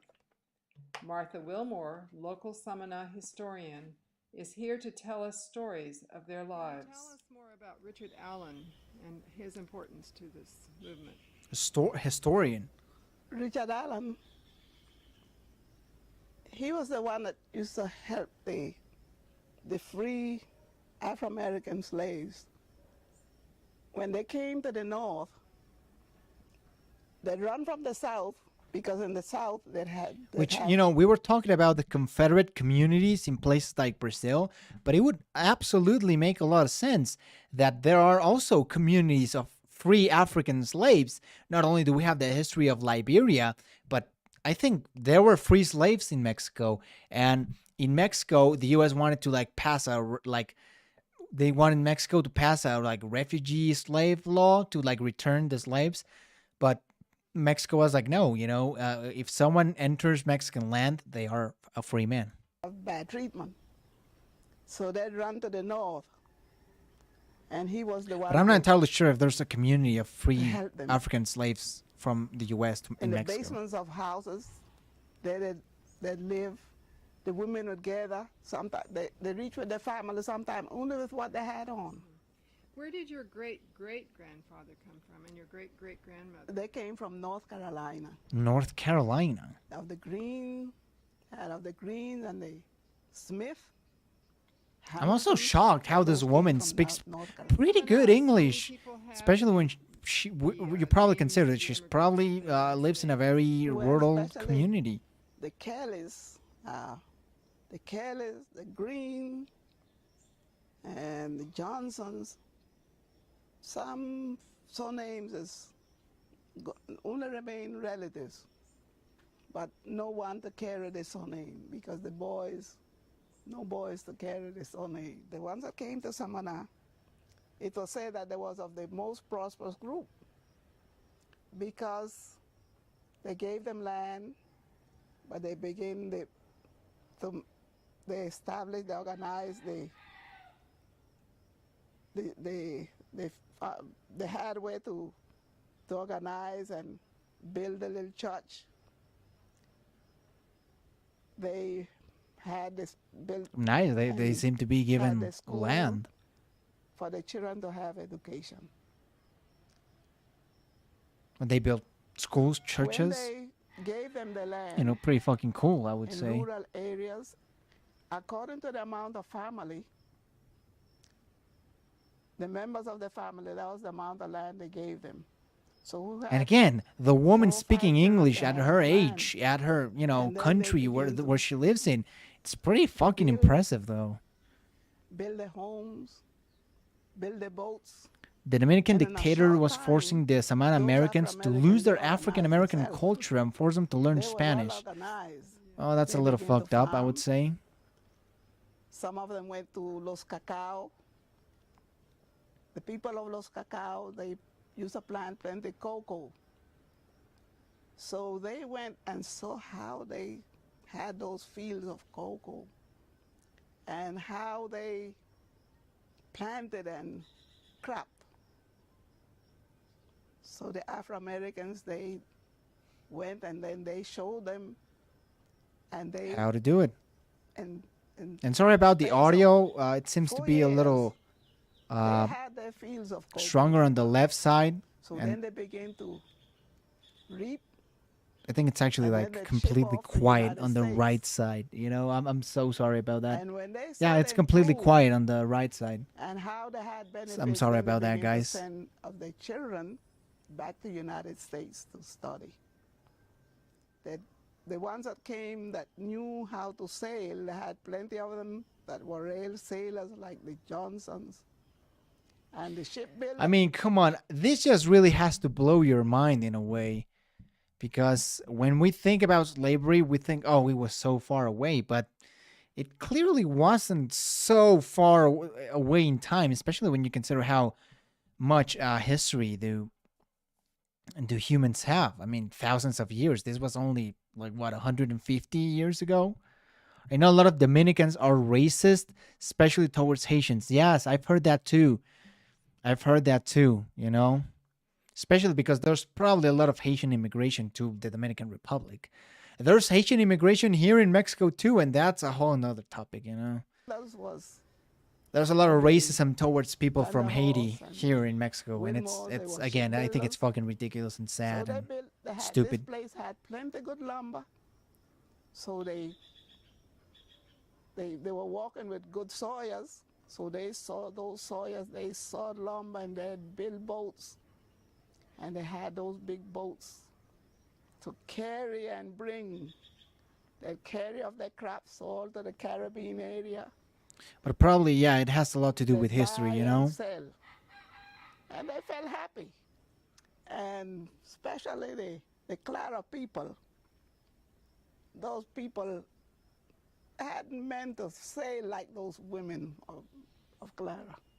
They'll get in a boat and they tell you, sit down and let them take the helm. And they'd govern that boat.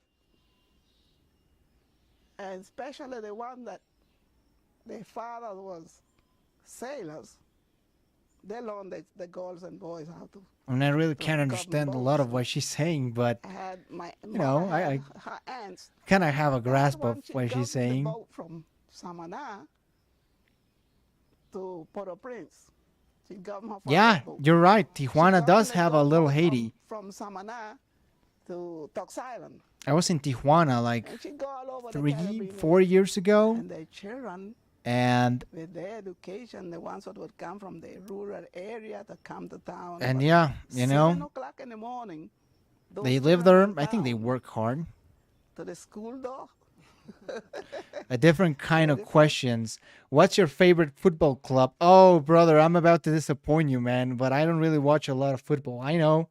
I'm Latin American, I'm Mexican, and I don't really watch a lot of football. I'm a disgrace to my people. But if I had to say, especially I'm guessing, you're asking for the European football clubs. But I think I'm kind of a Chelsea kind of guy. But again, I don't watch a lot of football, so I'm just giving you the answer of the few games I've watched. I think I really like the Chelsea, but again, I don't really watch a lot of soccer Education. or football. In the Sorry, afternoon, but they'd walk. did I say soccer? That hour, they'd Damn, drink those down, but take their lunch. Americanisms are So really their getting mothers to me. got up very early Yo, me prepared too. their Yo, breakfast and prepared their lunch. high five, man. And That's the way that's they dope. went along and they You should think about oversimplify the war that changed the English language. Huh. Haven't I watched all oversimplified videos? All right. I have to check.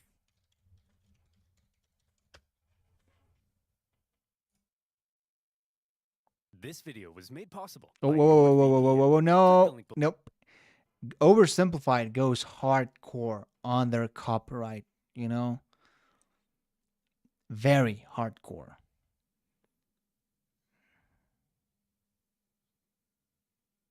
Ah. I actually haven't watched this one. Huh. I have watched all of these. I think I haven't watched this one of the Three Kingdoms.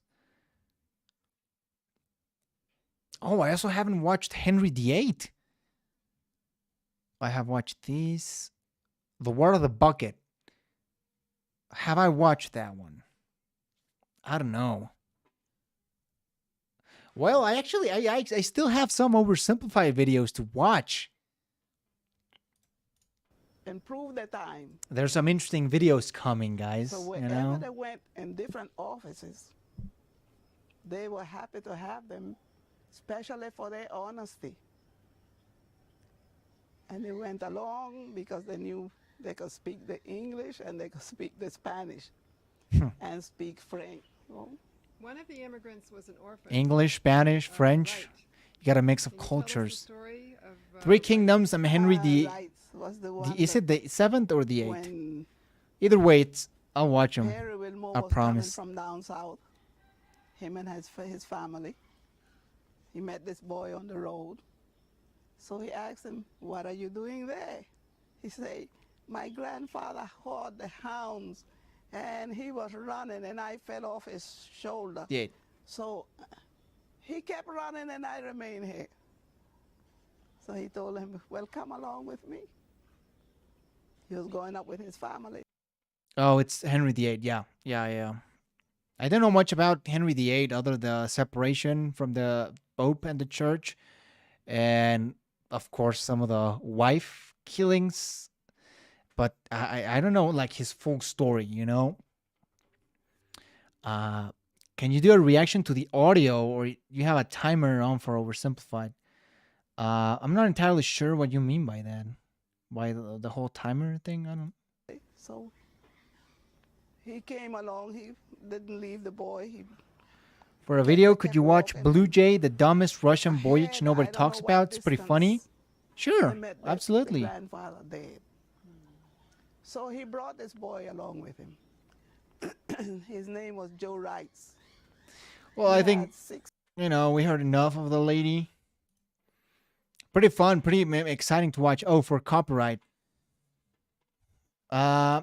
Maybe I'd have to. I haven't tried a timer, like the 30-second timer that a lot of people do for copyright. The audio, I don't think that'd be so fun, just do a reaction to the audio. I think visuals are really important.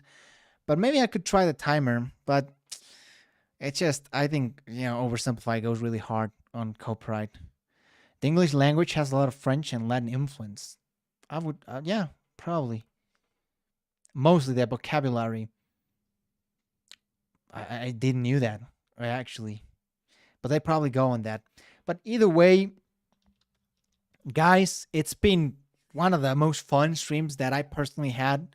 I think it was so fun. I think y'all were very active. So thank you to the chat, every single one of you. Gustav Moore saying get ass. Jaira Reyes, am I pronouncing that correctly? AC, Thomas, good to see all my the people that have been on multiple of my streams, and to all you guys that are new, again, welcome to all of you. It's been a fun stream. I think I'm gonna end it now. It's been actually more than 3 hours. So again, thank y'all. You can follow me on Instagram, if you want to hit me up, and I'll see you real soon with very interesting videos and binge watching streams. So thank y'all and have a nice day.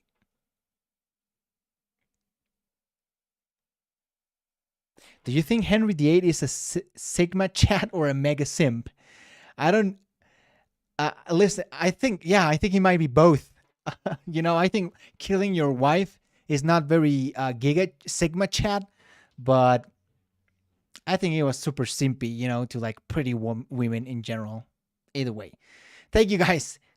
Have a good day, and don't be like Henry VIII. You know, don't kill your wife.